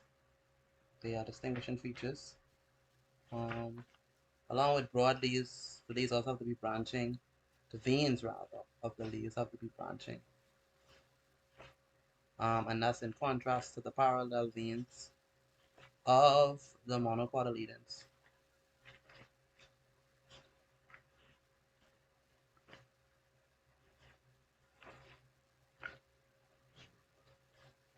Okay, so X, this particular structure, is what we call the tester.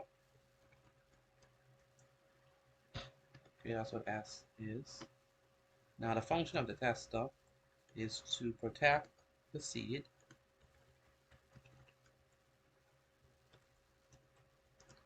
from fungi. Let me shorten this. So the function of the tester is to protect the seed from fungi, bacteria, and weather elements. Okay, so that's the answer for this one. All right, so X is pointing to the tester whose function is to protect the seed from fungi, bacteria, bacteria and weather elements. Now, the other question they ask is they say they want us to,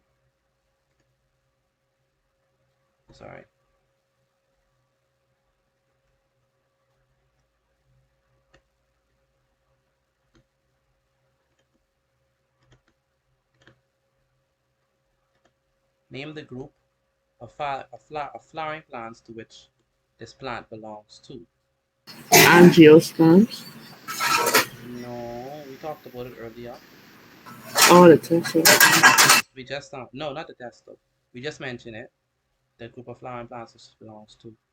Oh, monocot. Oh, my bad. Not monocot. Dicotyledon. All right, and it's important that you know the difference between monocotyledon and dicotyledon. So we just talked about it. No, it's good.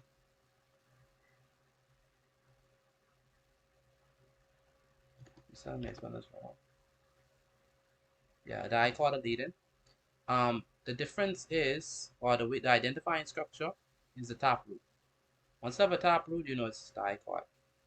And look at the leaves, broad and big, and the veins are branching on the leaves, so you know it's dicot.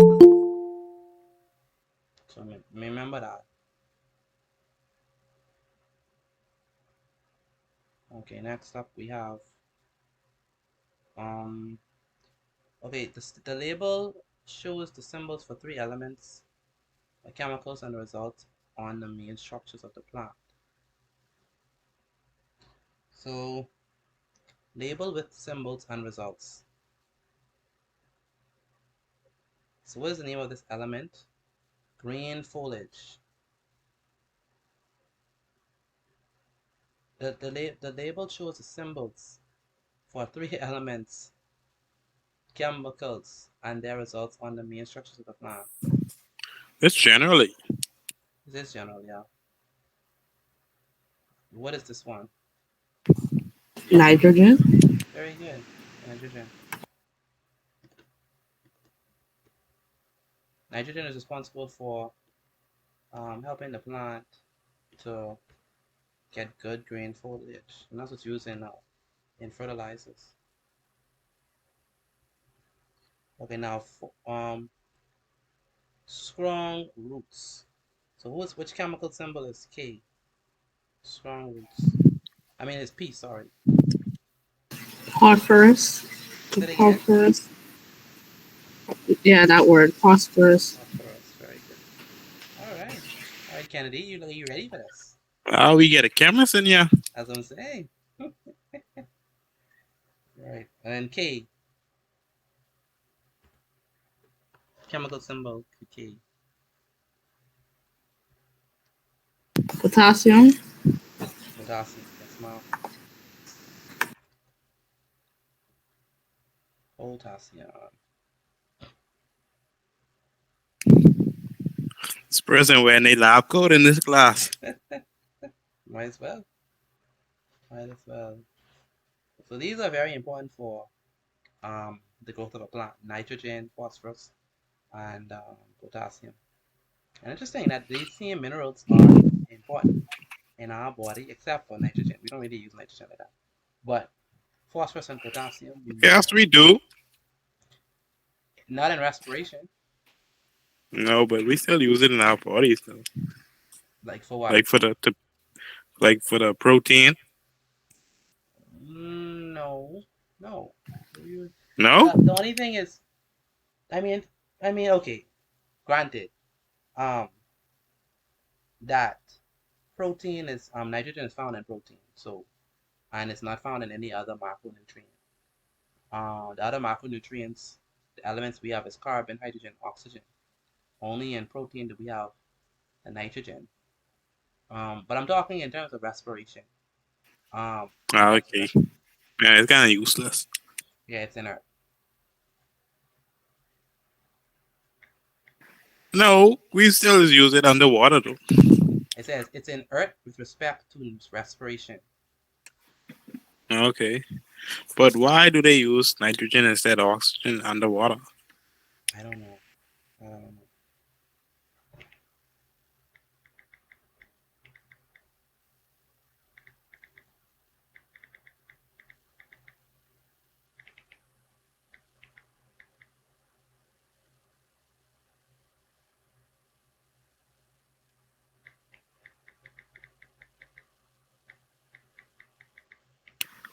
Visibility next to nitrogen, that's a bonfire?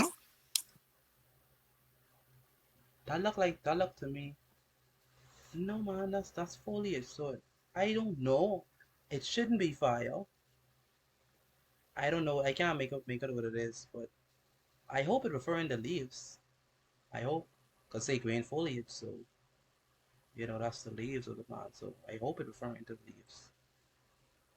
But it looks like fire, but it shouldn't be fire. You know, sorry for the bad image there.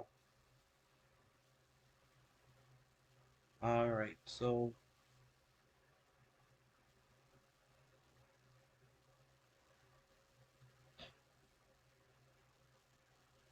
right next up, here we go. Farmer Brown. So you're gonna see what Farmer Brown is doing.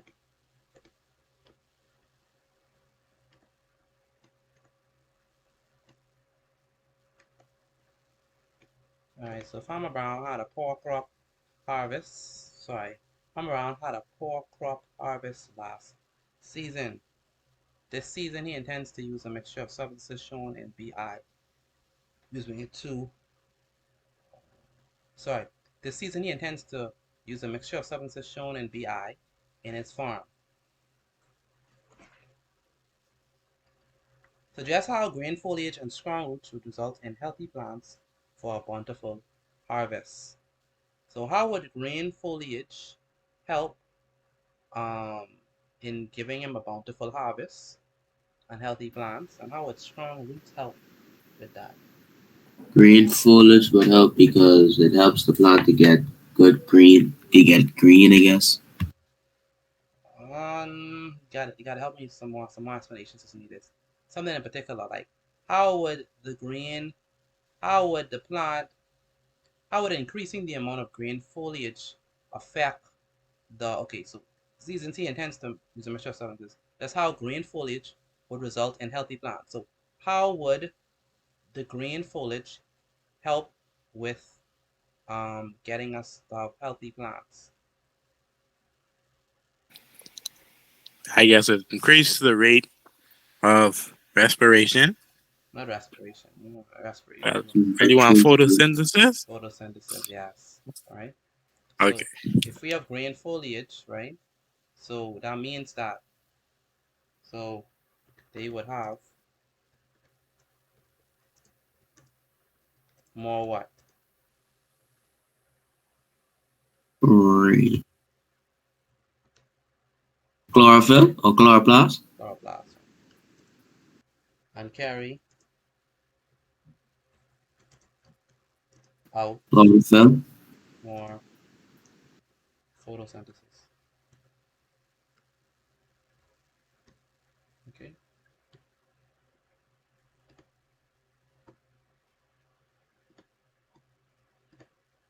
Anytime for health, right?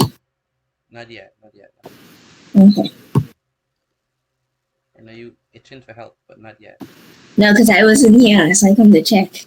No, I know you itching for help. Don't worry. Why Miss Cooper ain't taking health in general? That's what I'm saying. She I don't know. I don't know. she would have done well, eh?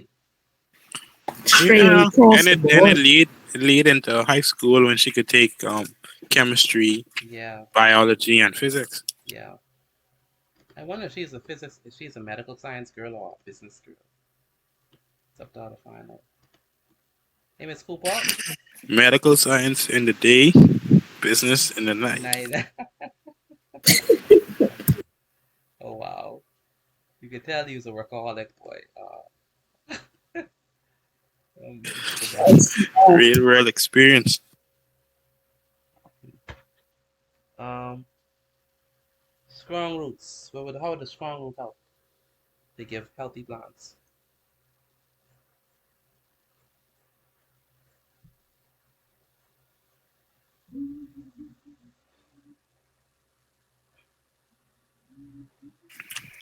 I know it helped them from toppling over.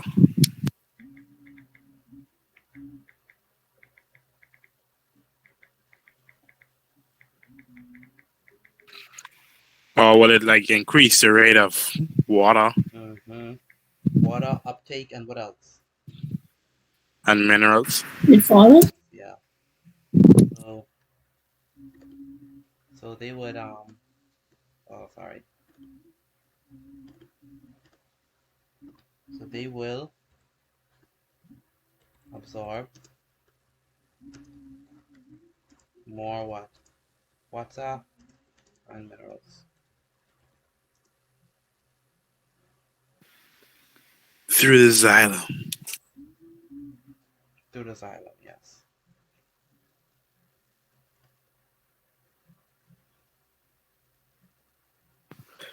Mr. Badid, if I didn't know all this was this important, now I would have tried retain this information.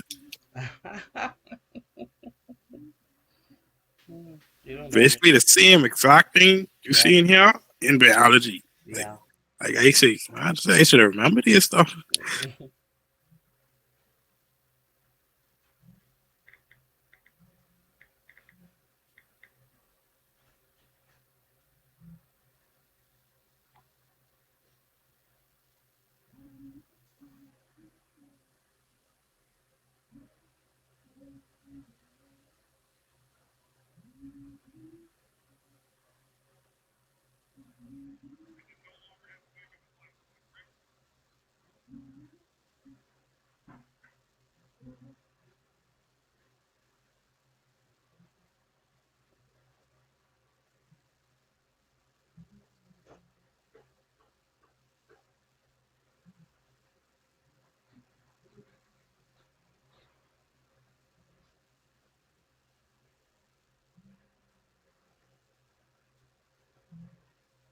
All right. So next up, use We'd have to start taxing Farmer Brown, right? start taxing them. Why? Because he ruining our water supply. You mean by the use of what fertilizers? Yeah. Well, I mean you do have a point. That is a cause for water pollution. Um, because the fertilizers could get into the water table and eventually run off into lakes and streams and rivers and the sea. Um, I mean, but then we still eating this stuff, so it's like, so what are you gonna do? Stop buying food? All right, name an organism that aerates or puts air into the soil. That would be a what?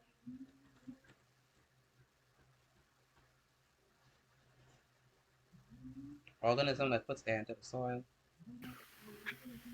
You mean like a worm? Very good. Earthworm.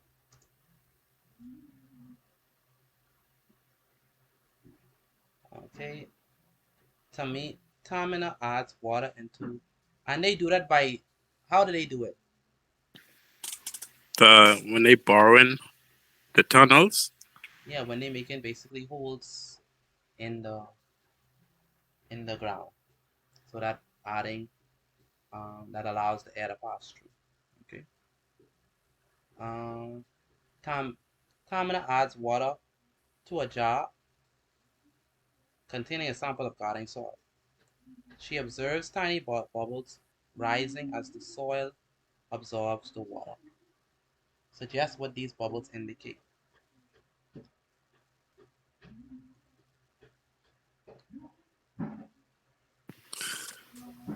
That indicates that under the soil has a lot of air. Is it aerated? No. No. No.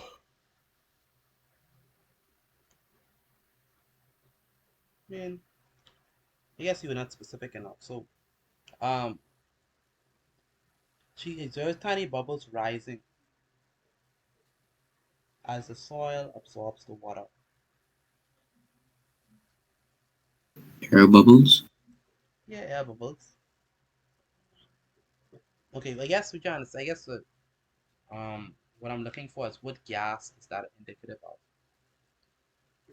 Uh, Really? So you have Oxygen. the lesser the gases. Oxygen. Okay. So the Well, how air, do you know there's only oxygen? the tiny bubbles rising is indicative of oxygen in the soil. Okay. But how they know it's like that's oxygen though?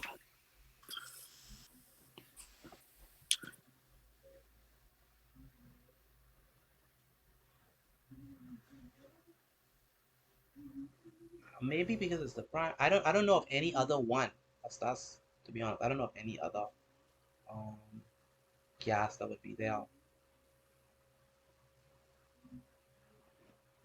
So if you can tell me another one that would be there. I'm not sure. I don't know of any other gas that would be there. I mean, as in like anywhere oxygen is, like the other tables or elements could be there too. Yeah, but it's saying this is not atmospheric. Um, I know thinking about the atmospheric composition of air. Um, and how it's composed of different stuff.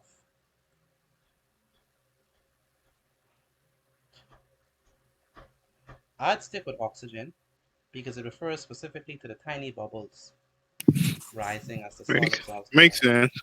So I'd stick with oxygen. Anyway, um, okay, so that's that. Please send in the notes for these to my WhatsApp number, and then we'll move on to the health science.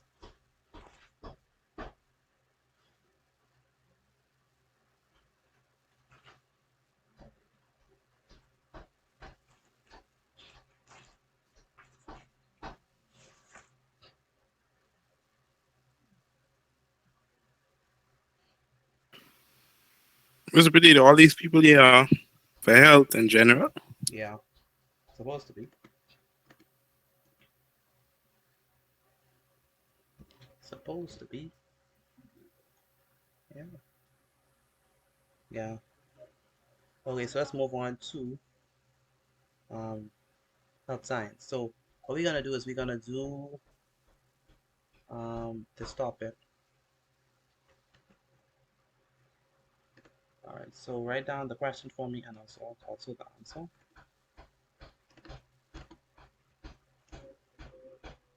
So the diagram shows a human body system. Give the name of the system shown. Mr. Petite, how are you doing, Lisa? How are we doing? Like how The first time we used to put the number now and letter. We didn't hear. No, we actually writing down the answers and the question. Oh, okay. Structured questions now, sis. Wow, someone wake right up.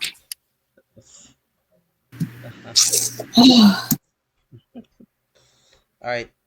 So draw the diagram for me quickly, and also write down the question. So the diagram shows the human body system. Give the name of the system shown. The reproductive system. Okay, reproductive system. Can it be more specific?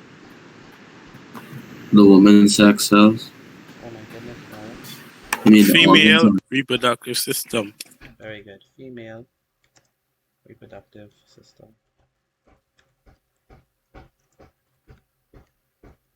Good. Reproductive system would work too, but we were showing a specific gender here, so female reproductive system.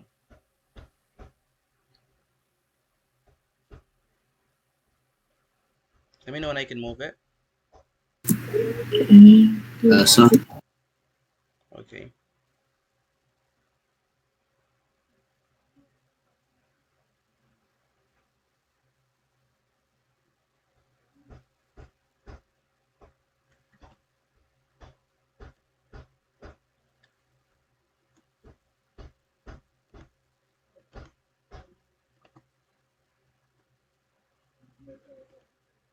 All right, so let me keep lock this photo.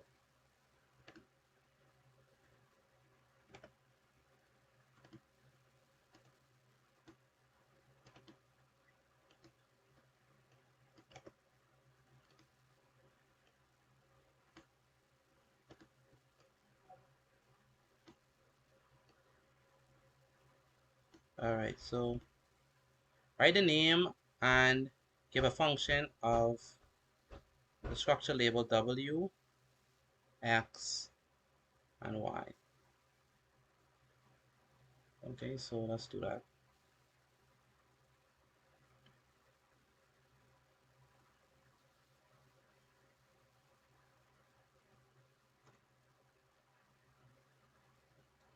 Good, so what is W?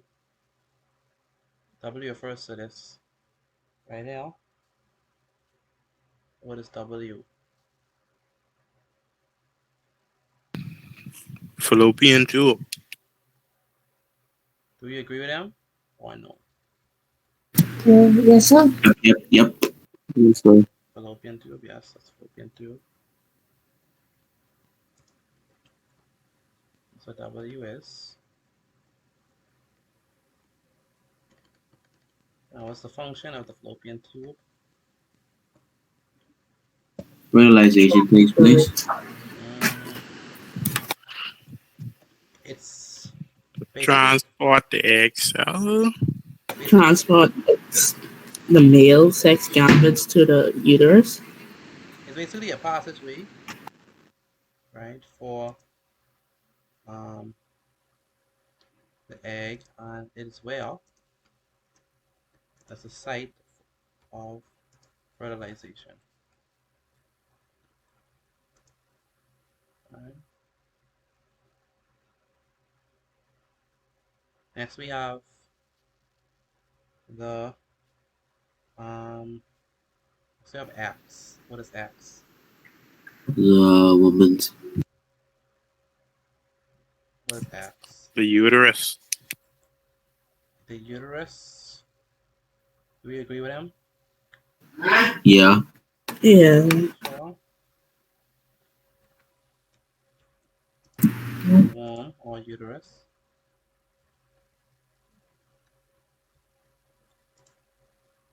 And of course, what is that? What do you mean? Why? What is responsible for? Where the baby is hold. I Where the guess. baby is what? Born or come out? Say it again. But the baby comes out. Or Where the baby comes out, not where the baby. Where the baby develops. Yes, yeah, very good. So it houses the developing fetus.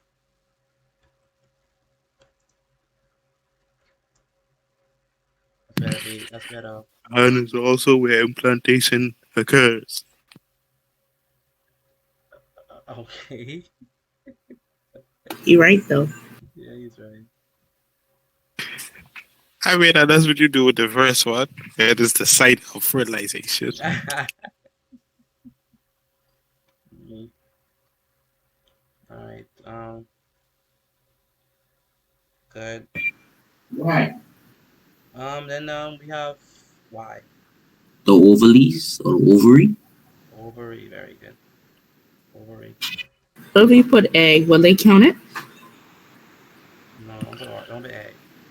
You gotta No, put you'd it have to beside put that egg cell of because you ovary. eat eggs too. Oh my gosh. Uh, you on time out officially. Like officially. I agree. Ovary is the organ. Okay.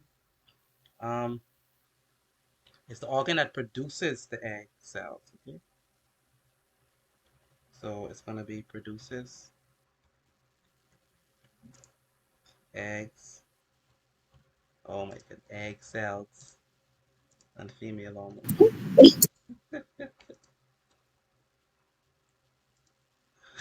This guy is so funny. Alright, produces egg cells and female hormones. Good.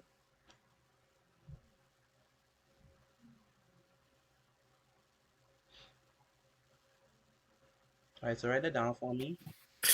Speaking of eggs, I think you could boil an egg with this humidity. Actually, It is.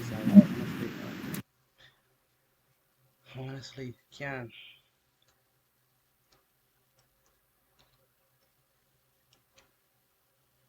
I today I was like, wow, summer starts already.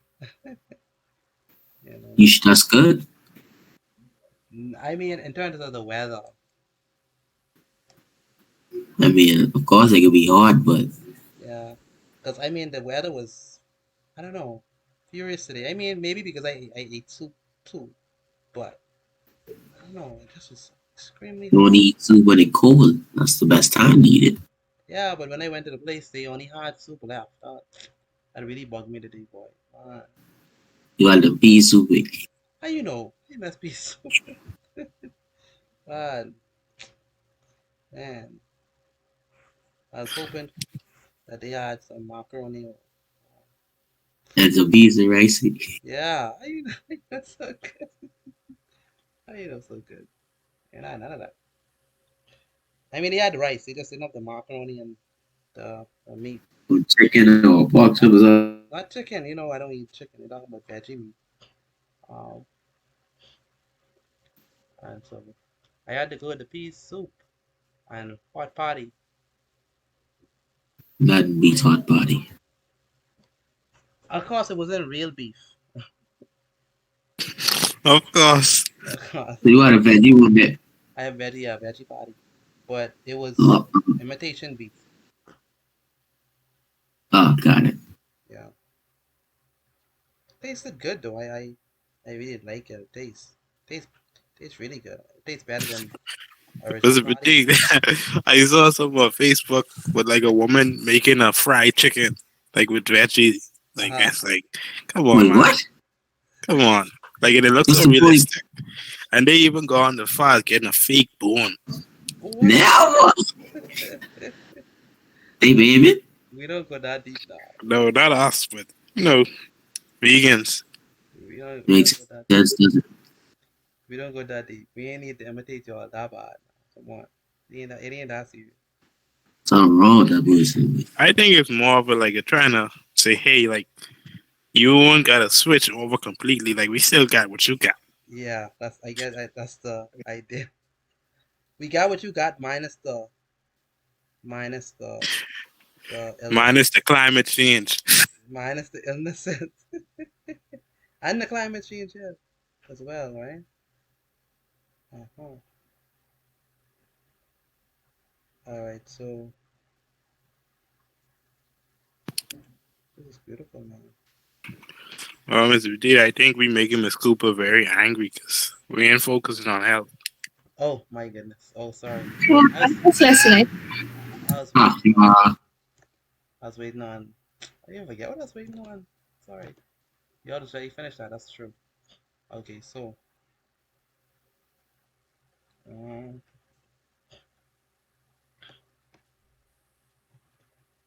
I supposed to be hearing what more of my females answering, especially with this topic. For real, for real. I don't know how my males know about these. I know, right? I don't even know myself. They call out signs for a reason. No, And be no. up to look. I think that's what y'all know. Uh, Y'all know too much. Oh wow, too much. oh wow, Mr. Matina. Y'all know too Everything well. A bit too much info. We is talking about the roots and the structure of the roots. Y'all is blank. What do you mean, y'all? Y'all is blank.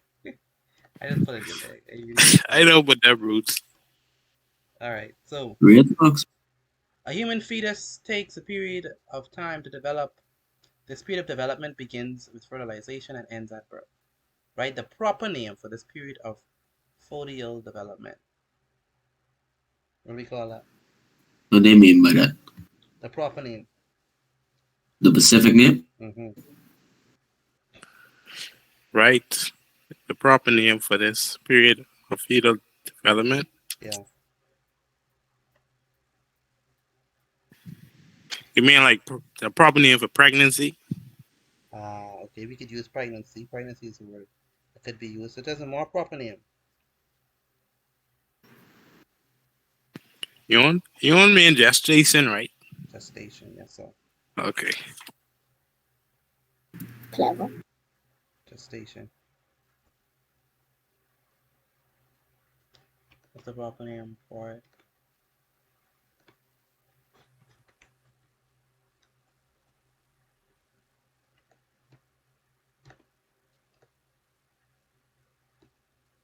All right, write a normal length of the period of this period. 9 months. I know that. 9 months. Excuse me. So we say 9 months, or we can say 40 weeks, or we can say how much days.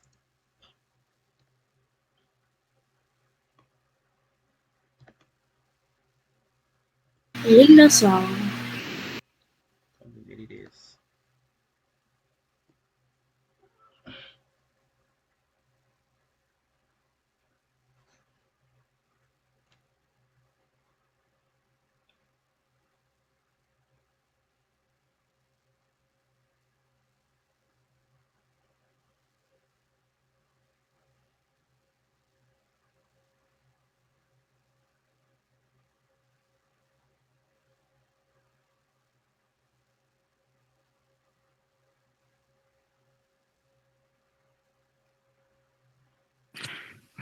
There's the menstrual cycle on this too. The menstrual cycle? No, they're not the menstrual cycle. No, I mean like in general. Like they have it on exam. Yeah, they do.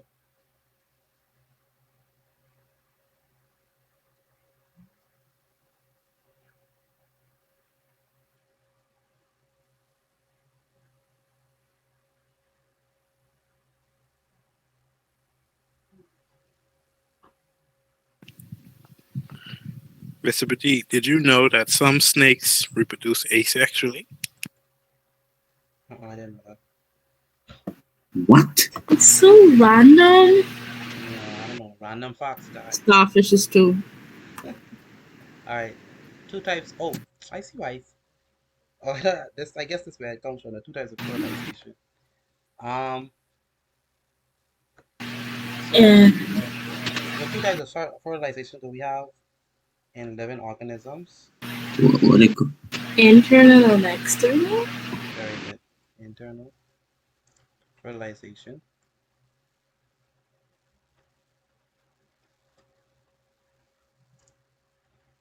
Um,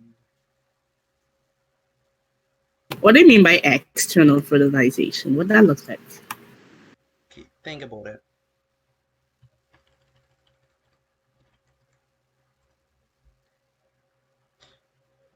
Look at a snake, and the eggs. Oh, okay. Oh, All right. they All right. also have some of them like aquatic animals like this shoot the egg and sperm right in the water. It's happening like that. Yeah, yeah, yeah, that's true.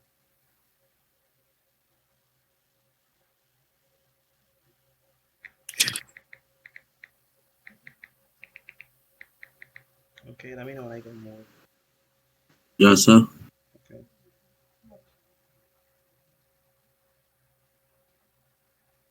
That's the last question. We got one more. that's the last question.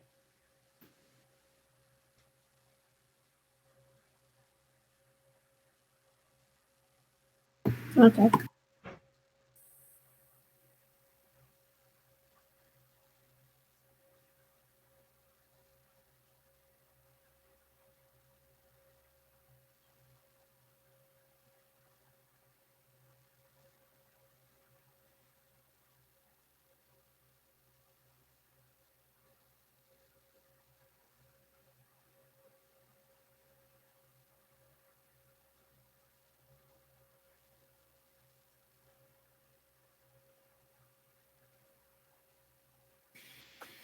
Mr. Petit, Yeah, so, okay, let me hear your opinion.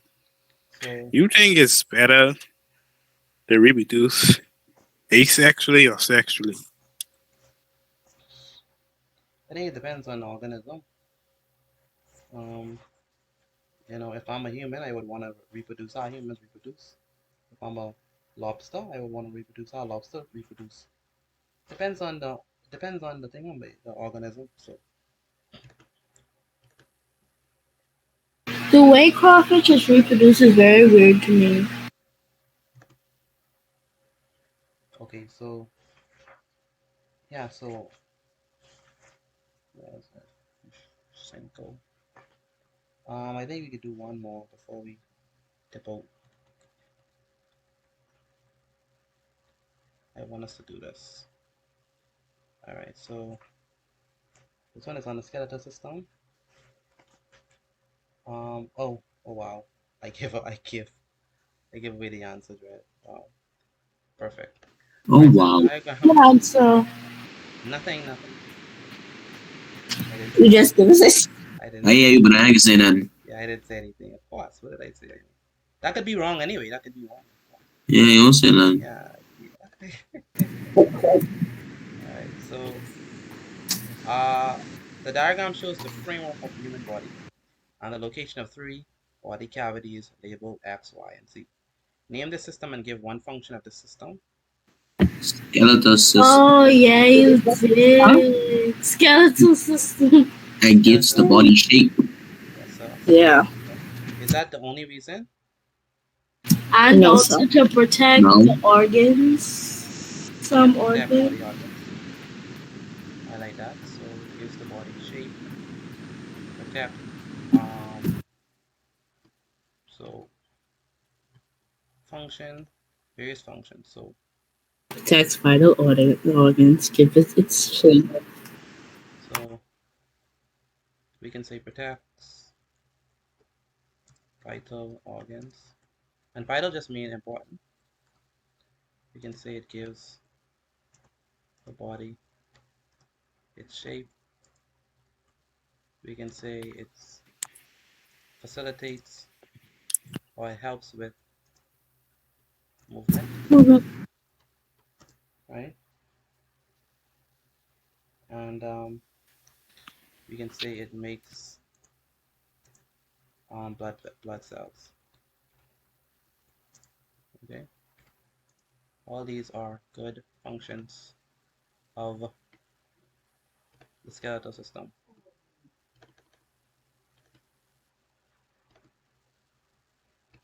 Are we good?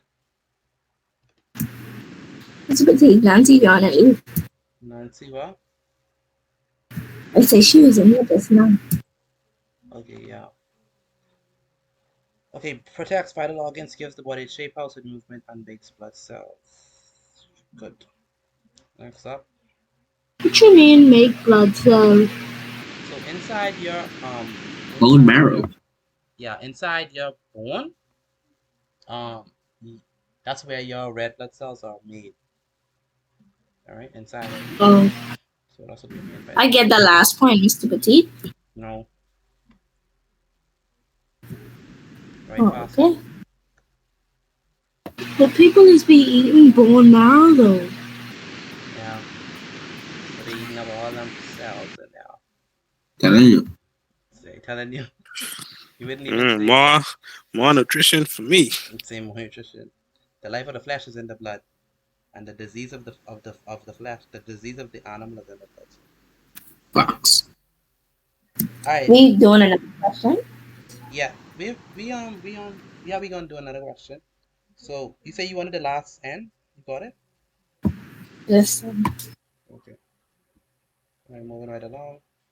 So let's do this before we go. All right. You know what? We're just gonna say the answer instead of actually putting it in, because you know it takes a while, and time is almost up. So identify the structures labeled V and W. So you know what? Yeah. So what is V and The W? cranial and the thorax. V and W. The Oh, what? corneal or V is something. for Cranial cavity. Corneal. Cranial. Yeah. Cranium. Cavity. Yeah. V is Cranium I know. and the And the spine vertebrae. thing. Thyrostick. No, Alright, autonomy. V is the cranium or skull. Cranium.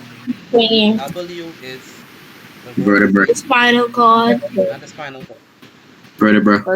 Vertebrae or the vertebral column. Okay. Um. The diagram shows three major body cavities: X, Y, and Z. What are those three body cavities? Rib cage. No. Sorry. Cranial. Name no. Cranial. Name one Oh, organ. Sorry, found in each cavity. Cranial is the brain. The heart. Brain. Heart. So we have Heart. the brain now. In Y, what Heart. did we find? The heart, the lungs, Lung. and I Heart, think the lung or kidney. heart and lungs here. For Z, we can The find Stomach. liver, stomach, The liver. The liver, pancreas. The kidneys. kidneys, Gallbladder. and the but intestines. All right. Next up. Oh, I was ready 901. So, give the name of two minerals which keeps the bones healthy and strong. Calcium and phosphorus. Calcium and phosphorus. calcium. State the number of bones in the human body. 206. 206. Oh. 6. Very good. Well, that's in the adult body. Yeah, in the adults, yes, 206. All right, so that's it. it was a full 10 marks. It's a full 10 marks, yes. All right, so thank you. All correct. All correct.